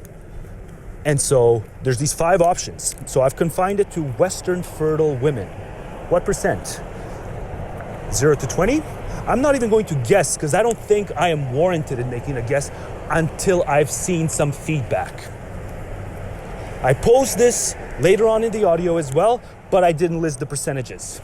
I didn't say A is 0 to 20%. So if you believe it's a very low, you'll pick A. I didn't get into any of that in the future audio, but I did, in fact, bring up the phenomenon and mention a poll. I got into different types of questions we might pose, and we should absolutely pose similar questions about male pathologies. Like, what percent of men sympathize with? So it's not just the shooters, who are not, by the way, overrepresented in incelian circles. And I'll link to a post that debunked that thoroughly by a woman debunking that thoroughly. But yeah, what percent of men either partake in or sympathize with? What percent of Western fertile men either partake in, Western fertile men, there I go, forgetting about dimorphism. That's how you know I'm stoned. Yeah, imagine we had a cycle, Jesus. Maybe some of these asymmetries wouldn't exist if we had one such cycle. So either partake in or sympathize with. 0 to 20%, 20 to 40%. It's the same poll. We should just pose these things so we can actually get a granular view of what the other actually believes. We got to stop talking about absolutes. We got to start thinking more about rates and try to get to the bottom of it, and openly admitting that it's a very hard thing to do in terms of the prevalence in both genders' case. And it's sad that at the end of this video, or already, I will be perceived as having lost my gender diplomacy, because if there's anything, if you're familiar with the history of this channel, if there's anything I've been consistently, is that I've always been, from day one, a gender diplomat. Numerous things that I complain about socially. The pathologies that I'm referring to are vastly overrepresented by women. If you watch my video from July, if you watch my video from August, I always put it in non-gender terms.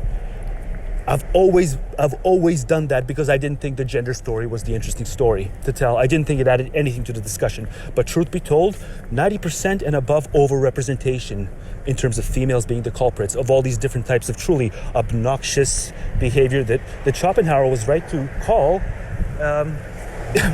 thoroughgoing Philistines and quite incurable. Because they are.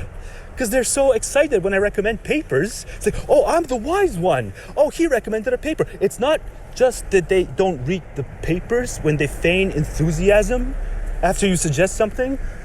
It's not just that they don't read the audiobooks that are freely available to YouTube.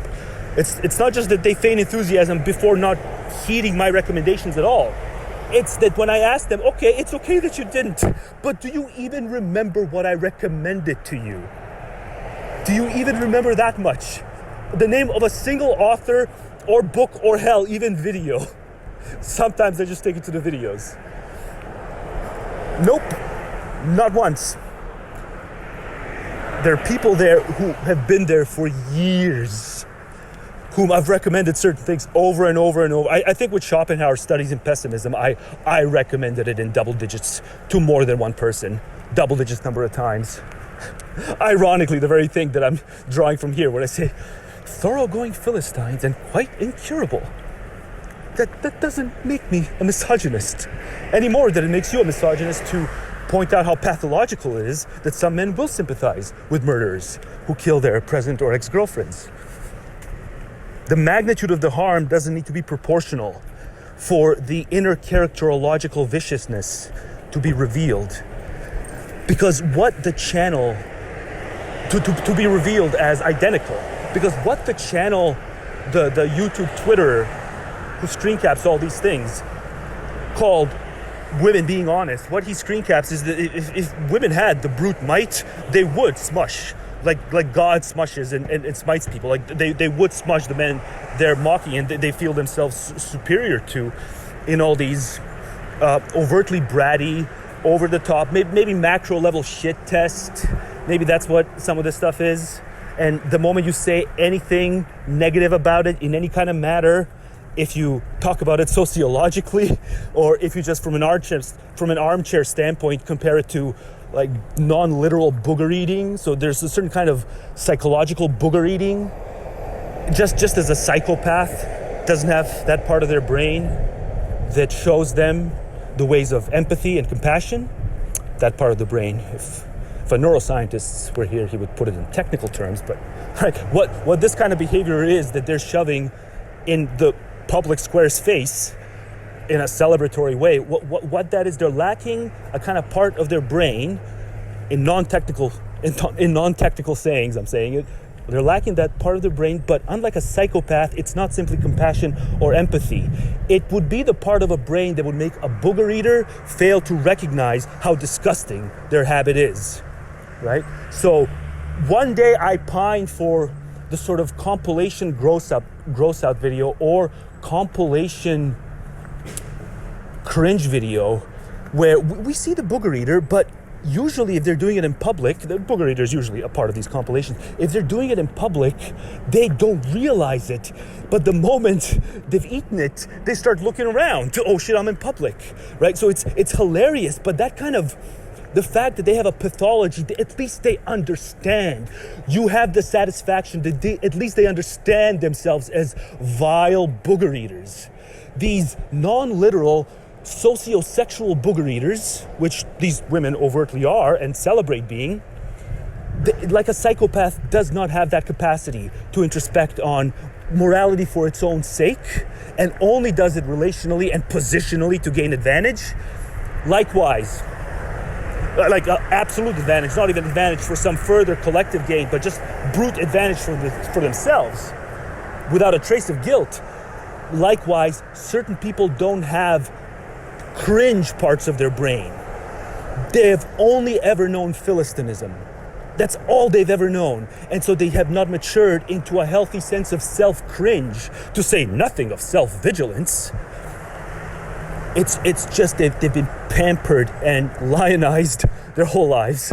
That's the only sensible explanation. And academics are absolute cowards for not discussing this phenomenon. You don't have to discuss it with any amount of scorn. I don't think I'm discussing it with any amount of scorn. What I really hate about the gender debate is just how much artifice goes into it at the academic level.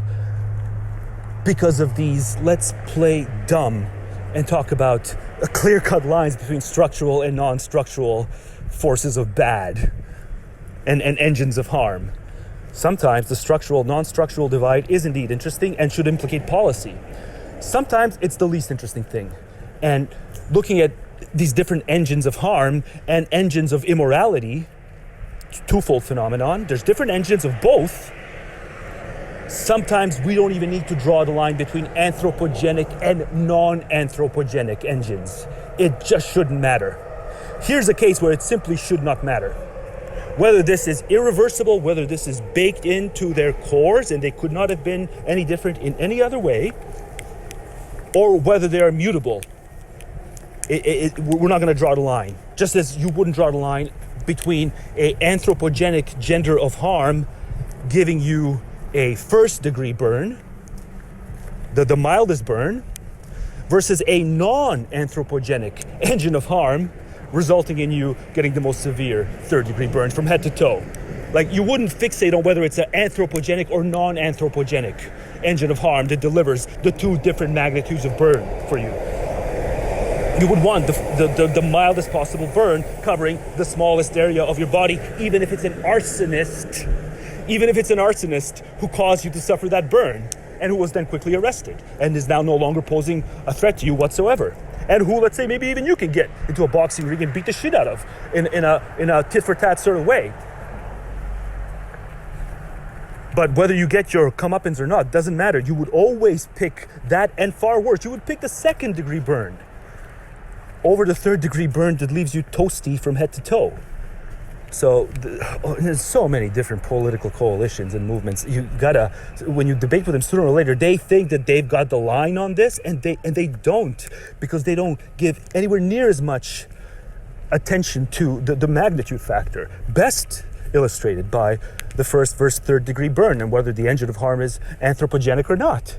So forget this just fixating on structural, non-structural crap. I take this further. Now, I'm not saying anyone should be called demons, but if I see within the manosphere or the incelosphere these women casually referred to as toilets, I'm not going to screech about that. Just as no one's going to screech about the fact that Diamond played Screech, and Diamond died. And Diamond's life might have turned out a lot different if he hadn't undergone what he undergone after that show ended and really overstayed his role as a jester. It just got sadder and sadder, and then he just felt the need to do what my friend felt the need to do. My friend who was hunchback, he was my best friend up until, I'd say, right up until about 15 years ago. We would call ourselves best friends, but he had a surgery in '99. This is a few months after I had known him. He had a surgery on his neck because he was the kind of prototypical looking hunchback. It was getting to be that, so he had to have this surgery, and he went on to be a bodybuilder, and I never connected it. And I mean a bodybuilder who made it to the provincial elite league. And I always found it puzzling because he shared so much of my sense of humor and so much of my we reveled in the blackest things about reality that drove so much of our compatibility. It was partly sports too, but I never connected why it always puzzled me. It was because he was taunted a lot. He was taunted a lot and it affected him. And even after the surgery, he now needed to excel because that's what this culture puts into people's heads because of things. No, not saying any fiction should be restrained. We want people to have every liberty available to them to make the right choice under the hardest possible circumstances. Let me just finish with saying this. So, Charlie Brown every time ends up flat on his ass because of Lucy and how she lies to him. Rerun that all day long. Obviously, if it didn't have me laughing, it's possible to not laugh. If I didn't laugh at Screech's plight, it's possible not to laugh. Sometimes it absolutely is funny. These two examples that I was really raised on, it was too formulaic to be funny. But just because I laughed in the cases where I did find it genuinely funny, some scrawny, wimpy male getting pounded or something like that can be done to perfection. It can have a real comedic value and perhaps a lasting comedic value. But I never allowed that to infiltrate my attitudinal verdicts and ultimately my moral analysis. As a third-person analyst, you can laugh at all kinds of things. You can critique certain things in fiction and laugh at them before or after, or during, as it might be the case now.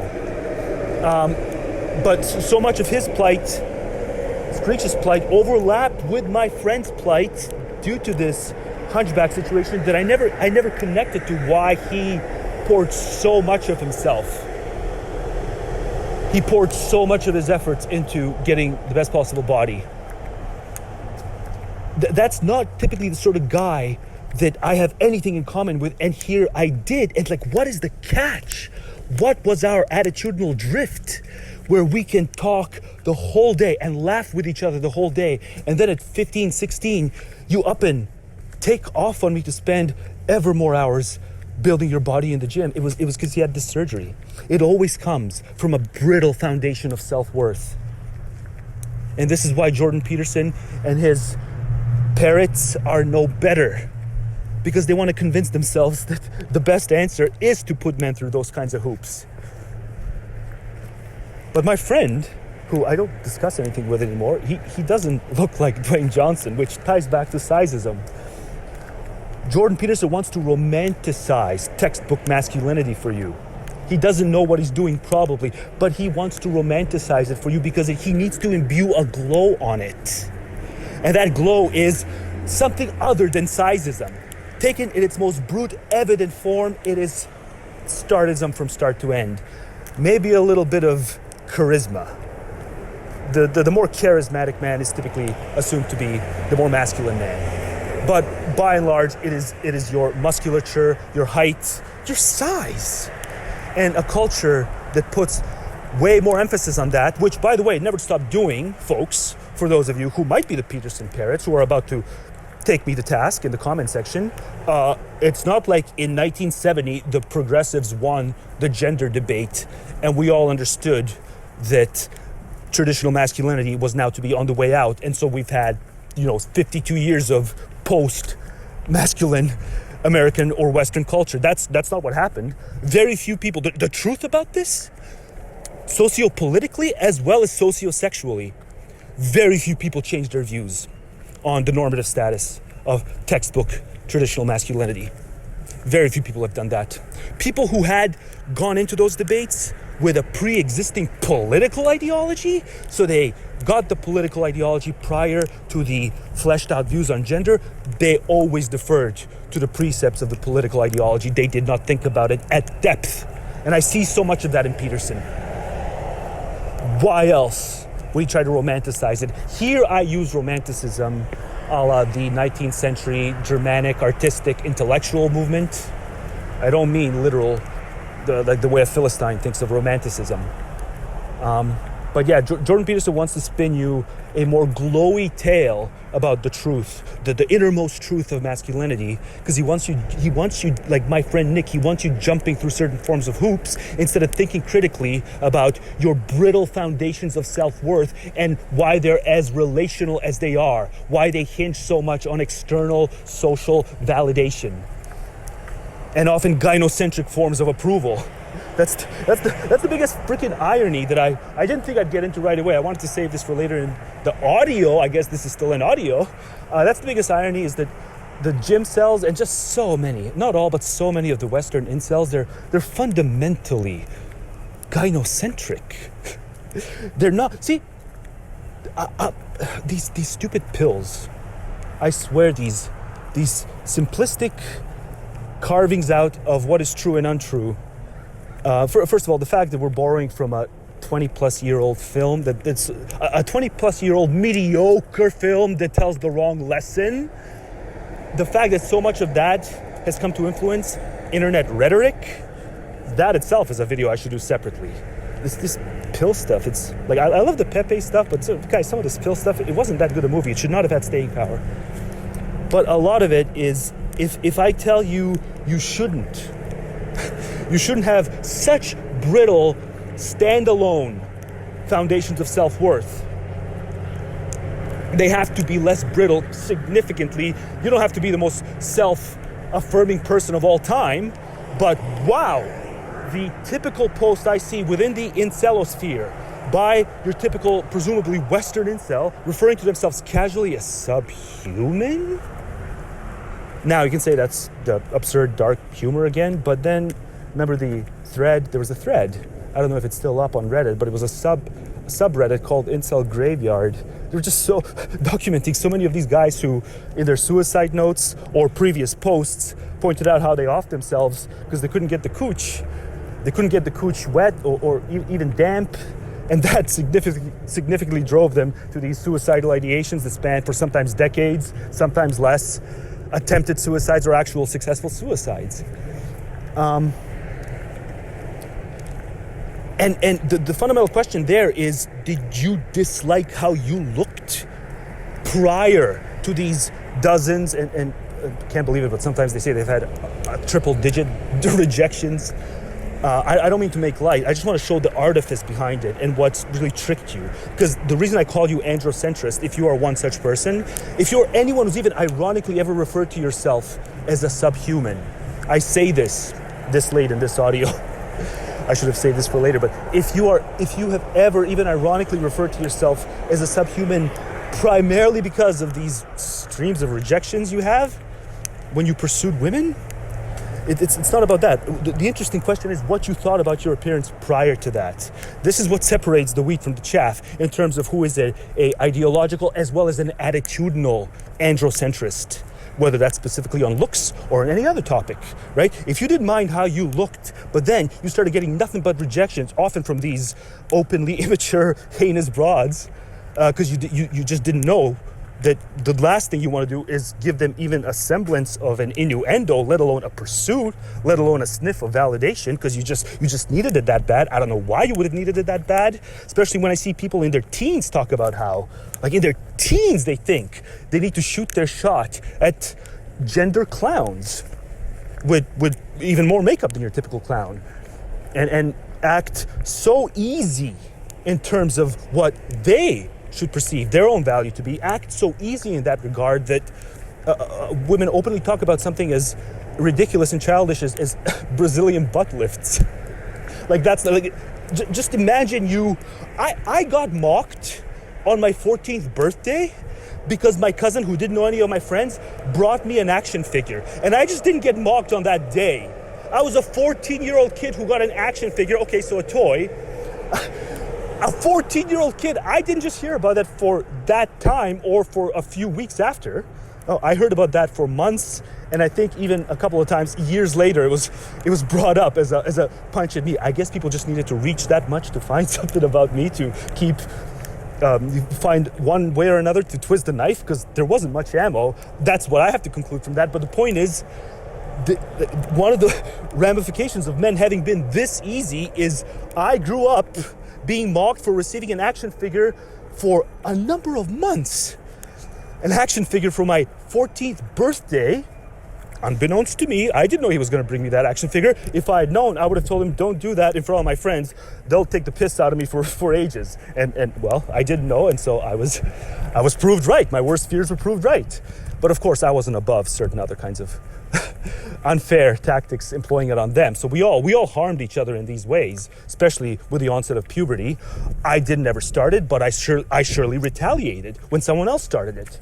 And so you can't be these stupid platitudinous points of advice that men should open. Like seriously, a progressive who just tells all men to start opening up without even bothering to ask, what kind of zip code are you in? How much rough and tumble is there across the neighborhood? How high are the rates of criminality and violent crime across your neighborhood? How widespread are gangs in your neighborhood? That's the first thing you ask men before you start giving off these platitudes about how they should show themselves to be as vulnerable as they actually feel. You're gonna get men killed. Tell a Compton man to do that, you're gonna get him killed. I just walked back in and finished listening to the audio that you just stopped listening to, and I need this to be the immediate tack on. God, I just want to complain about how loud the traffic was. I'm sorry about that, but I'll point that out in the first part before I play the audio itself. Yeah, so I spoke for 43 minutes, and there were a lot of things I started getting around, but I didn't really pad it in. But that's why this needs to be a long video, because I like being zigzaggy. And so even though I touch a lot of things, I zig to something else before I truly pad it. So a few things that you just, before my last divergence, I was talking about gym cells, but then specifically most incels being gynocentric. And why do I say that? Because I asked this question following that about whether they disliked how they viewed themselves prior to these streams of rejections, right? And now I didn't hang on the implication of that. I spiraled onto something else because I think I was slightly higher at that point than I am now.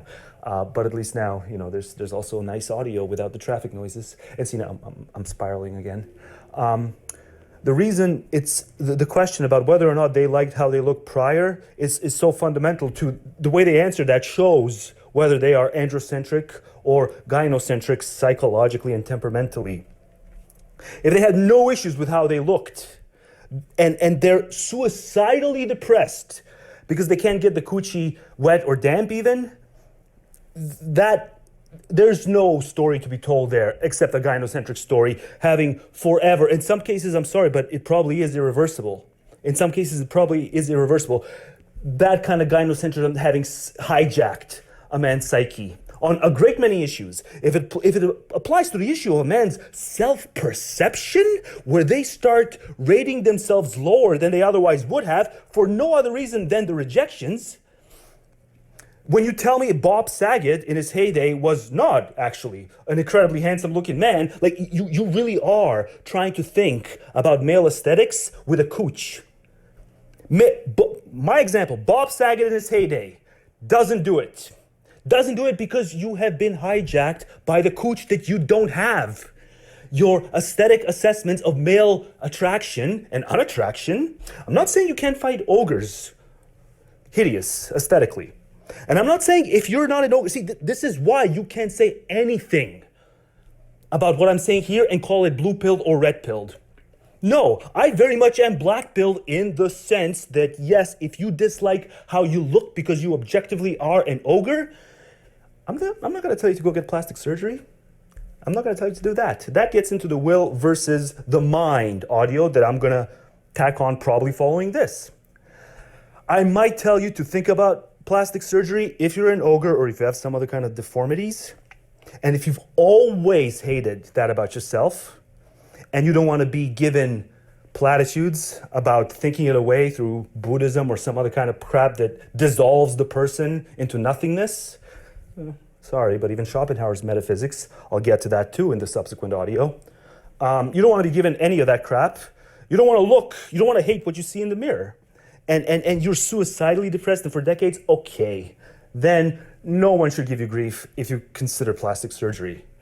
But the fact that it's from what I can extrapolate within the incelosphere and seemingly getting worse by the year, I've surveyed it since 2018. I took my first true plunge shortly after ContraPoint's big video on incels. I took the plunge. I was like, okay, let's get the fair hearing here because there's something fishy here. I don't think ContraPoint is giving the full story of fair hearing. So I took the plunge, and just one thing that's gotten worse since even 2018 is there's more and more of gynocentric embedding on what is aesthetically hideous for a male or aesthetically inadequate for a male.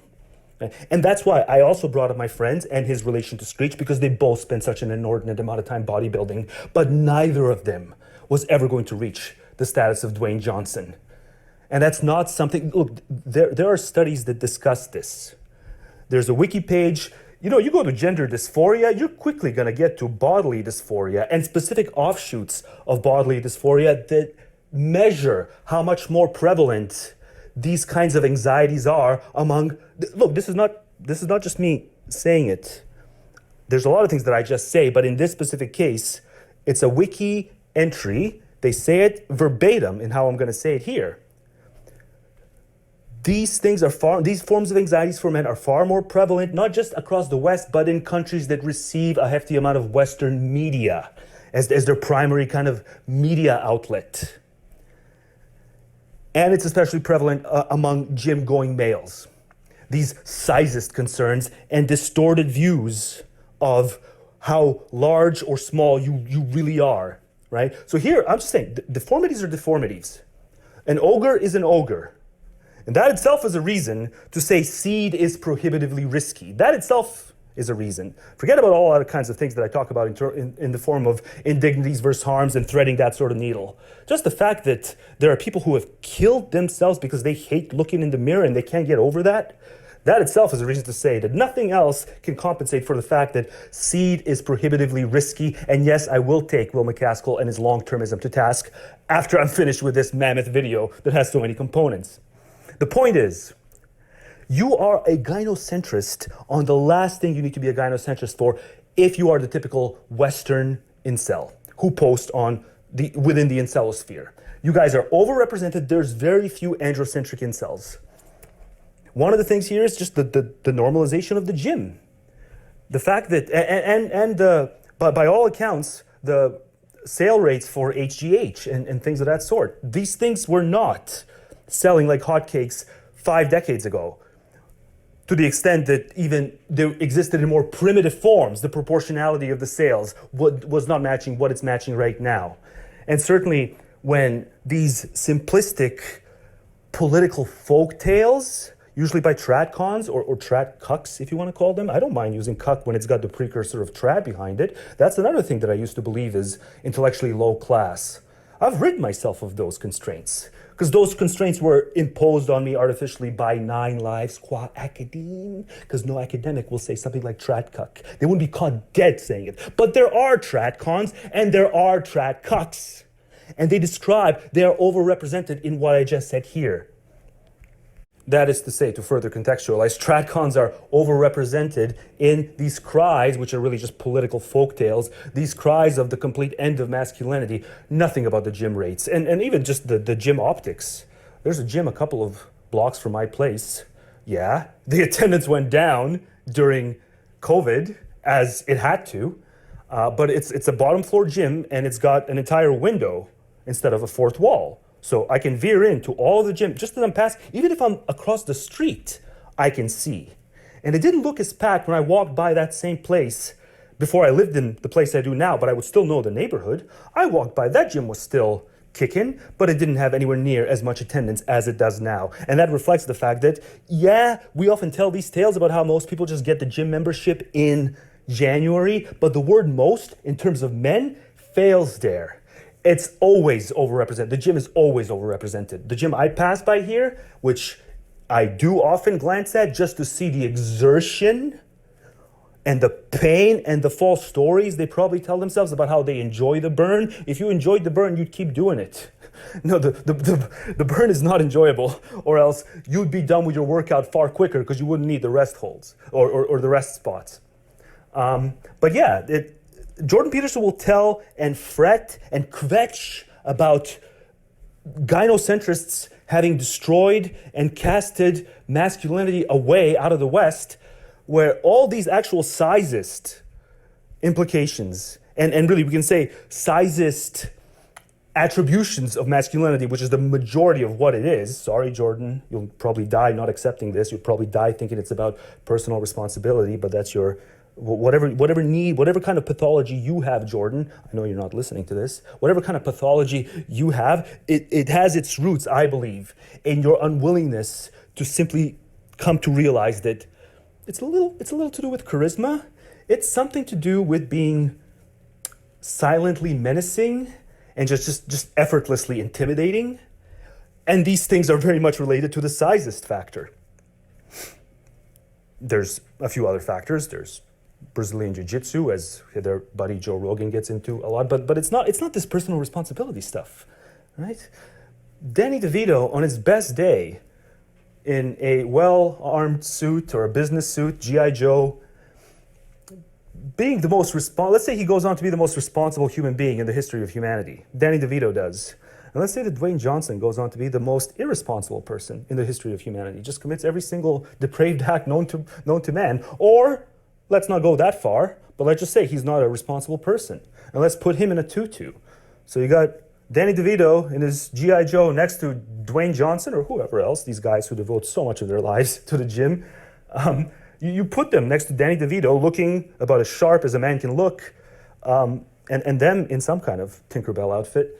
No one's going to think that because of Danny DeVito's Herculean levels of personal responsibility and conscientiousness that Danny DeVito is more masculine than your Dwayne Johnson or John Cena or Brock Lesnar, or take your pick. Because all of that Jordan Peterson wants to talk about, it's dwarfed by the sizist aspects and the musculature aspects and the silent intimidator aspects. And if these things I'm flashing on the screen or did flash on the screen, hybristophilia has never quite been in vogue in any society that I'm aware of in the history of Western or non-Western civilization quite as much as it is now, and much of these screenshots attest to that. But people can't hear that. People hear that as a conspiracy. So I'm just saying, if you think it's a conspiracy, don't just scroll through a month. Go as far back as I did. Go back to April. Hybristophilia is in vogue. Now, that's why I asked the question, right? It's not pure, this is about much more than hybristophilia, well, all these screenshots, but we might narrow it down to hybristophilia and ask, among fertile Western women, how many are hybristophilic? Option A, 20 to 0%. Option B, 40 to 20%. Option C, 60 to 40. Option D, 80 to 60. And the final option is 100 to 80%. Somewhere thereabouts. That's another interesting question to pose. Because I'm not prepared to speculate until I see the speculation of others.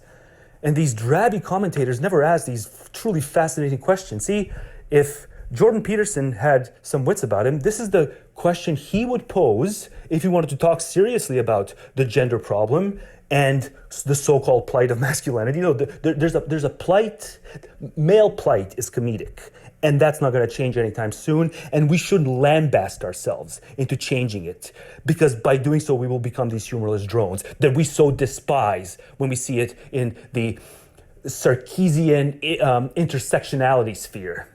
And all these, you know, these are essentially ideological script readers. They can't think their way out of a paper bag. And so we should understand that the fact that we view male plight as hilarious does not preclude recognizing that male plight is not any less disvaluable than female plight. That's what you might want to call that gender egalitarianism. I'll call that gender diplomacy. Male plight, if it's this valuable, it is per individual unit every bit as this valuable as female plight. There is the fact that we have chivalric codes and codes of dishonor, not codes of honor, codes of dishonor, that should not blur. That should not blur the recognition that there's nothing inherently valuable about female vulnerability, that it is worth preventing more than the things that usually bring men down, a la male vulnerability. You know, a lot of things drag me down just from a point system standpoint. When I think about me in elementary school, I started, by the time a lot of these reversals about what's more conducive to what's overrepresented in each gender, these things were in full swing. And I just finally, as an adult, came to read so many of the papers that show part of the reason why so many boys struggled in school along the time I did, along the time I went to school, With me, it was mostly the fact that I was autodidact and lacked initiative and effort and didn't really care to grovel around scholastic institutions. I didn't need them I didn't have brittle foundations of self-worth, so I didn't need to be on the honor roll or anything close to the honor roll. But I was gaslit by all the adults in my life into, okay, gaslit is wrong. They didn't mean to deceive me, but most of the adults in my life weren't irreverent about the scholastic thing. They were scholastic reverentialists to one degree or another. And so because I was such a kid and could not really have I didn't reach anywhere close to my best self in terms of me being a rational agent, the fact that I was dragged down by a lot of these point systems, educationally speaking, what I've gone on to read ever since then, these were structural changes to make learning more conducive to a type of person that is overrepresented within the female gender and underrepresented in the male gender. Now, I've never complained about this because I've always been a gender diplomat. So I'm just saying this because if I recount something from my life where a kind of gynocentric force impacted institutions to my detriment, but to the betterment of female students, I didn't always know about the studies, but I stumbled upon one such first study about 5 years ago, and then I've read subsequent ones to see that this is just structural. Like they didn't cater to me as an autodidact. They catered to young girls qua young girls and what makes learning more conducive to them. But I would never dream about making a video about that, partly because I don't care about marks or point systems in the broad. But what I dislike is just how I was made to feel for, at the best of times, averaging myself as a B- student on some important subjects, and in the worst, C- or worse. It was never the mark itself. It was always that I had so much in the way of adult and adultist force crashing down on me. But these very adults didn't realize that if I had been born in a different era, I would have achieved more. I don't think I would have been an overachiever scholastically ever, because I would have always been the autodidact I am. But had I been born 30 years prior, there was a lot of things about the educational system that wouldn't have dragged me down as low as it did. It would have catered more to a kind of boyish sense of curiosity, because they just wanted us to memorize a bunch of dry facts and figures without any kind of initiation for why that means anything to me in my life. And this was not to the detriment of girls. Girls, to this day, as far as I understand the recent data, girls still, in both elementary and high school, they outperform boys on all the subjects tallied together. They outperform boys measured purely by GPAs and report card per pound per individual unit. And that's fine. I don't think anyone should make any whatever kind of changes we need to make to the educational system revolves around catering more to autodidacts and giving autodidacts more roominess to learn at their own pace. Just give me the books, or tell me where to find the info online. Tell me when the test is. Don't expect anything else from me, right? I'll probably show up to the test, but I'm not going to read all these books that you want me to read, because if I can't pass the test without sacrificing half my time to reading and studying and cramming, then I'm not meant to pass the test. That's what you got to tell all pupils.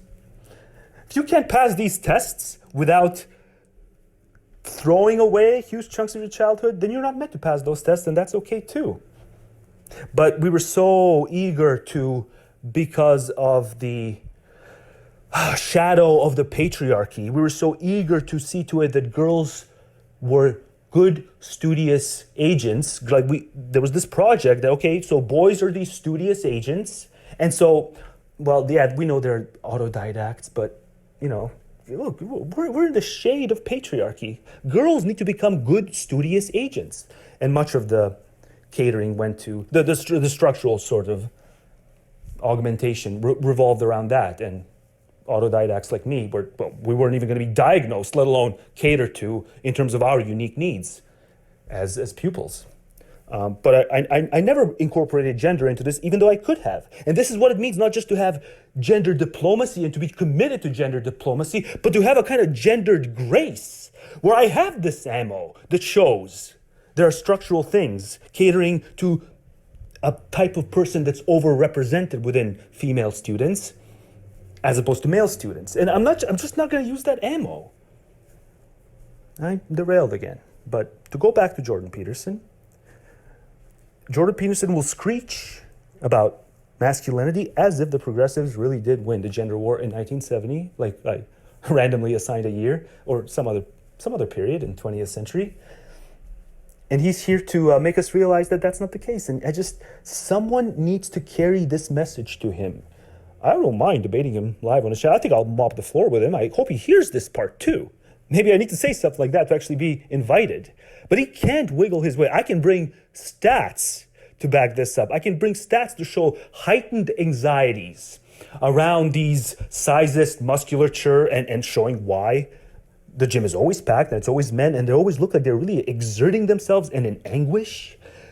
Don't talk to me about the fact that masculinity is on the outs, culturally speaking, or has been on the outs, culturally speaking, when guys just devote so much of their lives, as I've seen with my best friend who underwent a surgery, who probably felt, he never confided in me, the motherfucker.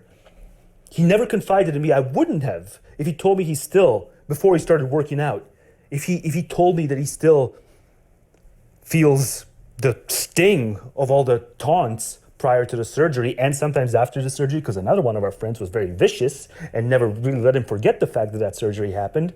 For at least another, it's not never, but for at least another couple of years, he would use it as a cheap shot.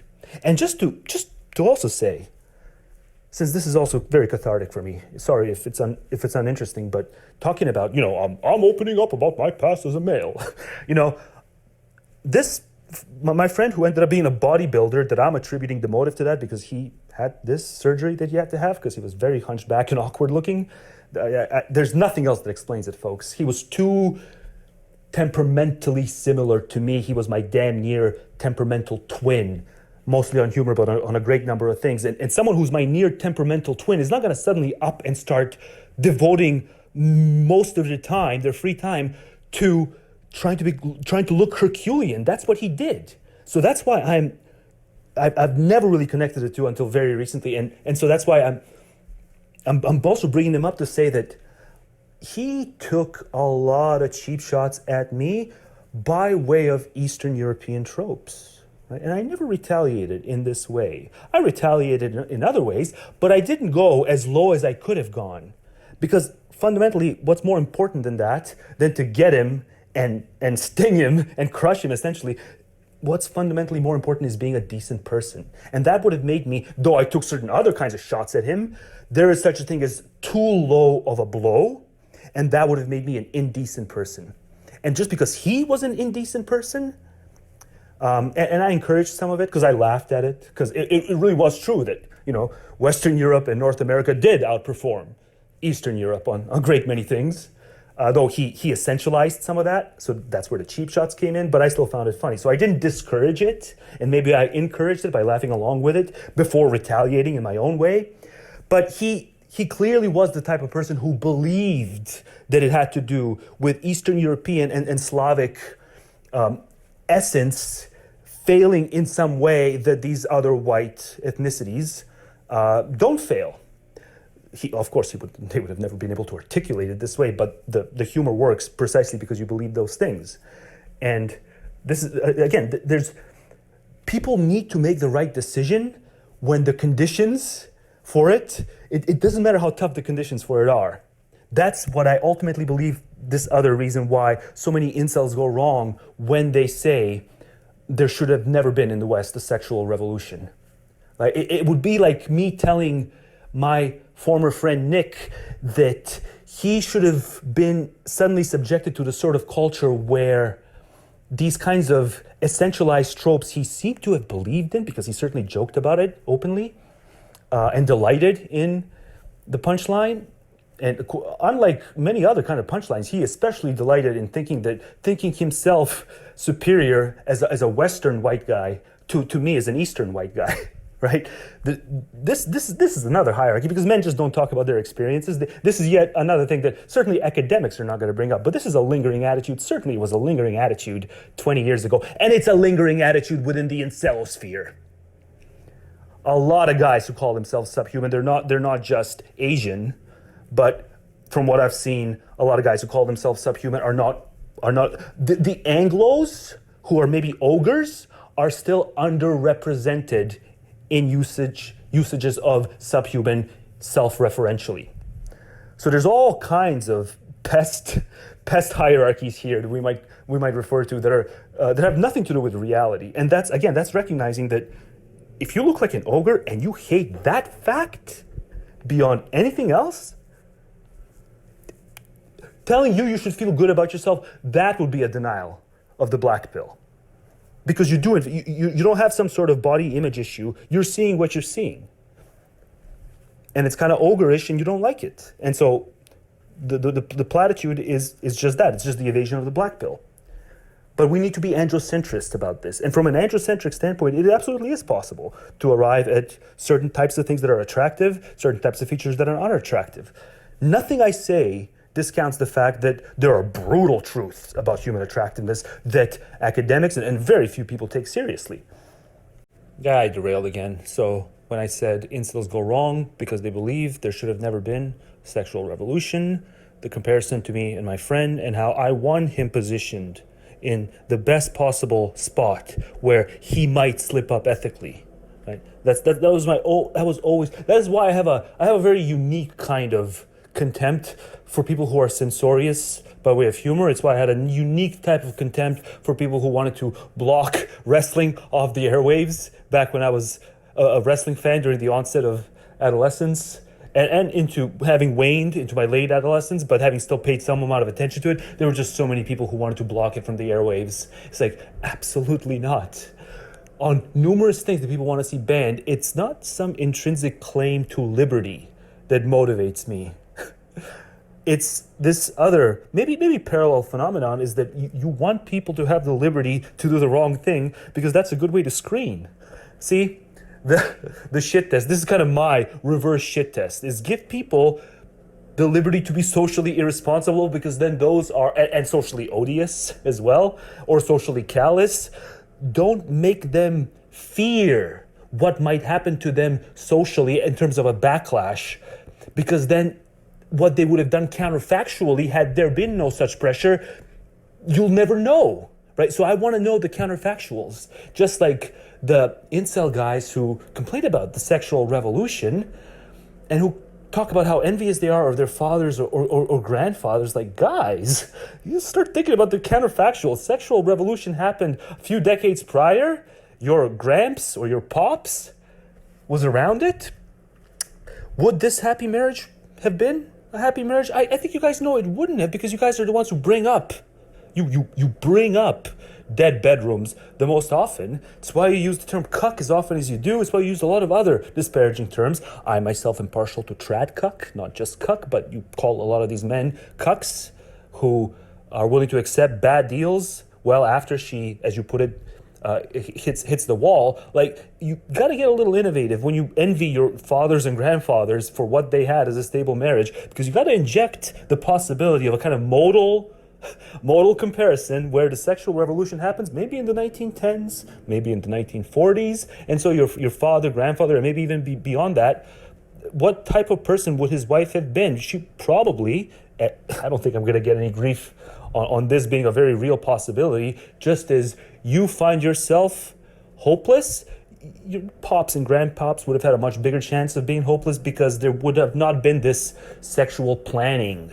You cannot bemoan the absence of sexual planning. I understand 100% of the time. I understand the arguments that accompany that are gynocentric arguments. I'm saying there's, just as with the look story, the fact that the sexual revolution as a revealer of character, we can tell an androcentric story about why this was on the whole, and I know it sounds callous because of the incel graveyard and stuff like that. So yes, I'm squeamish about some of the collateral damage as well, but I think on the whole, the epistemic value we gleaned and the sort of conversations that probably would not have happened yet about certain aspects of human nature and what being a dimorphic species means and what evolutionary psychology has to contribute. It has non-zero to contribute, we know that.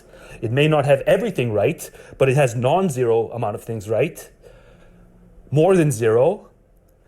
Much of this research may not have been, it would have been impossible to do had there not been a promiscuous culture from which to draw data from. That promiscuous culture is a product of the sexual revolution. For fuck's sakes, don't be a passport bro. Not because of the screeching gynocrats who smear you for it, who try to make you out as some sort of a pedo for wanting the easy underage woman. That's often cloaked. It's not always explicitly stated, but I've seen, this is something Black Mind talks about brilliantly, some of the just absolutely reprehensible reactions and smears that go into reactions to passport bros. Despite that, I'm going to give you different reasons not to be a passport bro. Don't uproot your life. Just as you should not impress or live to impress fickle Nimrods, you should not uproot your life over the fact that you have struggles with fickle Nimrods and you want to go elsewhere where you are genuinely liked. And you're only going to be genuinely liked in a slightly different way. Most studies show that it's in any part of the world, it's between 7 to 15% of men that women find just visually now speaking, forget charisma, forget any other things, just visually speaking, it's only about 15% of the men. But as Black Mind taught me, by me watching his videos, because he is a passport bro, he was kind of the OG passport bro, he's now in Saudi, his experiences, he finds that the local, whatever the equivalent in Saudi is to Becky, Stacy, and Amber, right now we would say that, okay, so depending on what region in the West you look at, how the study is done, its methodology, it's somewhere between 7 and 15% of men. 7 at the lowest, 15 at the highest. That's just what, us being recipients of, kind of statistical recipients of a promiscuous culture and cultures across the West, we see that that's pretty much, visually speaking, it's 15 to 7% of the men. He says that's about the same figure too. He grew up stateside, by the way, but he says that's about the same figure too elsewhere, and that's no reason to, on his view of passport bros, because he does encourage them, that's no reason. Oh, hang on, I got a call here. Oh, I'm going to have to interrupt this. No, I'm not. I'm just going to ignore the call. Too fucking bad. Even though it might be an emergency call. I don't want to stop myself at this point because I'm going to be done very soon. He maintains that being a passport bro is the better way to go because the local names there, which might be equivalent to Becky, Amber, or Stacy, Saudi Becky's 15 or 7% are not going to entirely overlap with Saudi Amber's 15 to 7%. There's more variety because they're not trained to think like a hive. But be that as it may, you should never be a passport bro because you should never uproot your life over this sort of stuff. Just as you shouldn't live to impress fickle Nimrods, don't uproot your life over them. And don't look past all the stability-based benefits you get by staying in the West.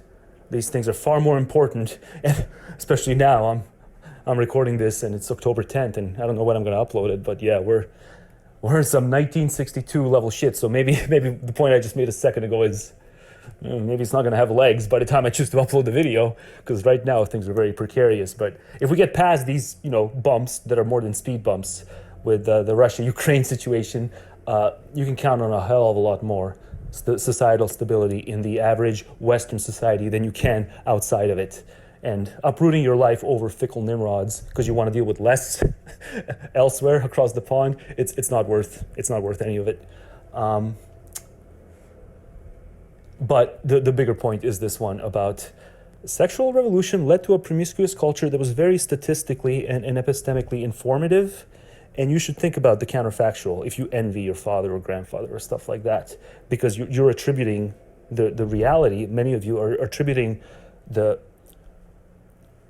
eventuality of there being a long-standing now sexual revolution and its fallout to your sexual rejection.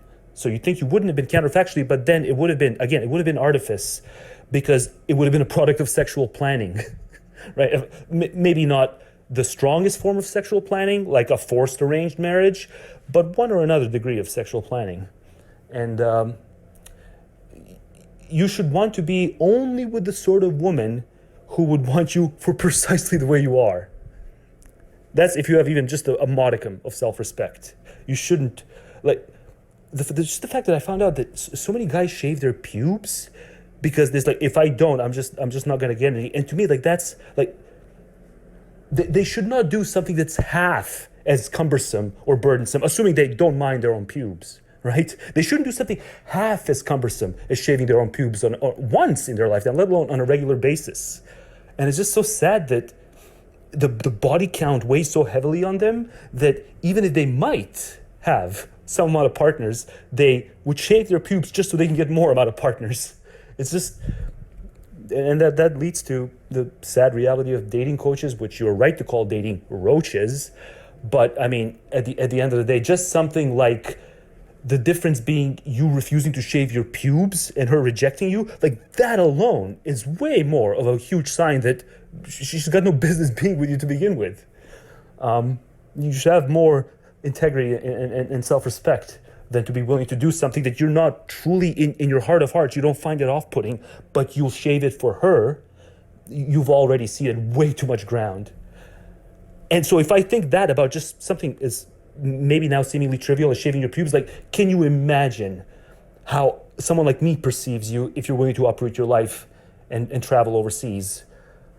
And again, subject yourself to all these kinds of smears where people are gonna, a lot of internet traffic-based people are gonna extrapolate that you're doing it because you're actually pedos. No, you're just doing it because you want to go where you are actually liked, which is itself understandable, but it's not the main consideration. And so this is another YouTube poll that I might want to do at some point. It's like the sexual revolution, after you've heard me say all these arguments about how revelatory the sexual revolution was, and we're in a much more knowledgeable state now than we would have been had the facade kept going on, that's ultimately for the better. Because now you can say, fella, pay heed.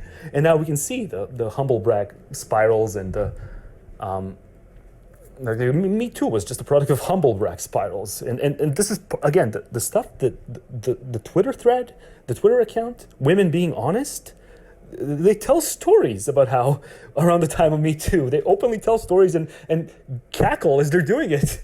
Because it's all funny that, oh yeah, I started feeling bad, so I just started telling stories about how I was catcalled and how this is a major problem. I just tagged along.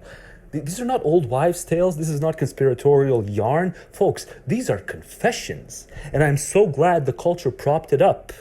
I'm so glad the culture did not preemptively leave them fearful of admitting it, because now there's enough leeway to admit it. And that's important because the person who's worth being in your life is the person who will do the right thing under the most culturally and socially and personally strenuous conditions. And that's not any of them. You shouldn't feel bad about it.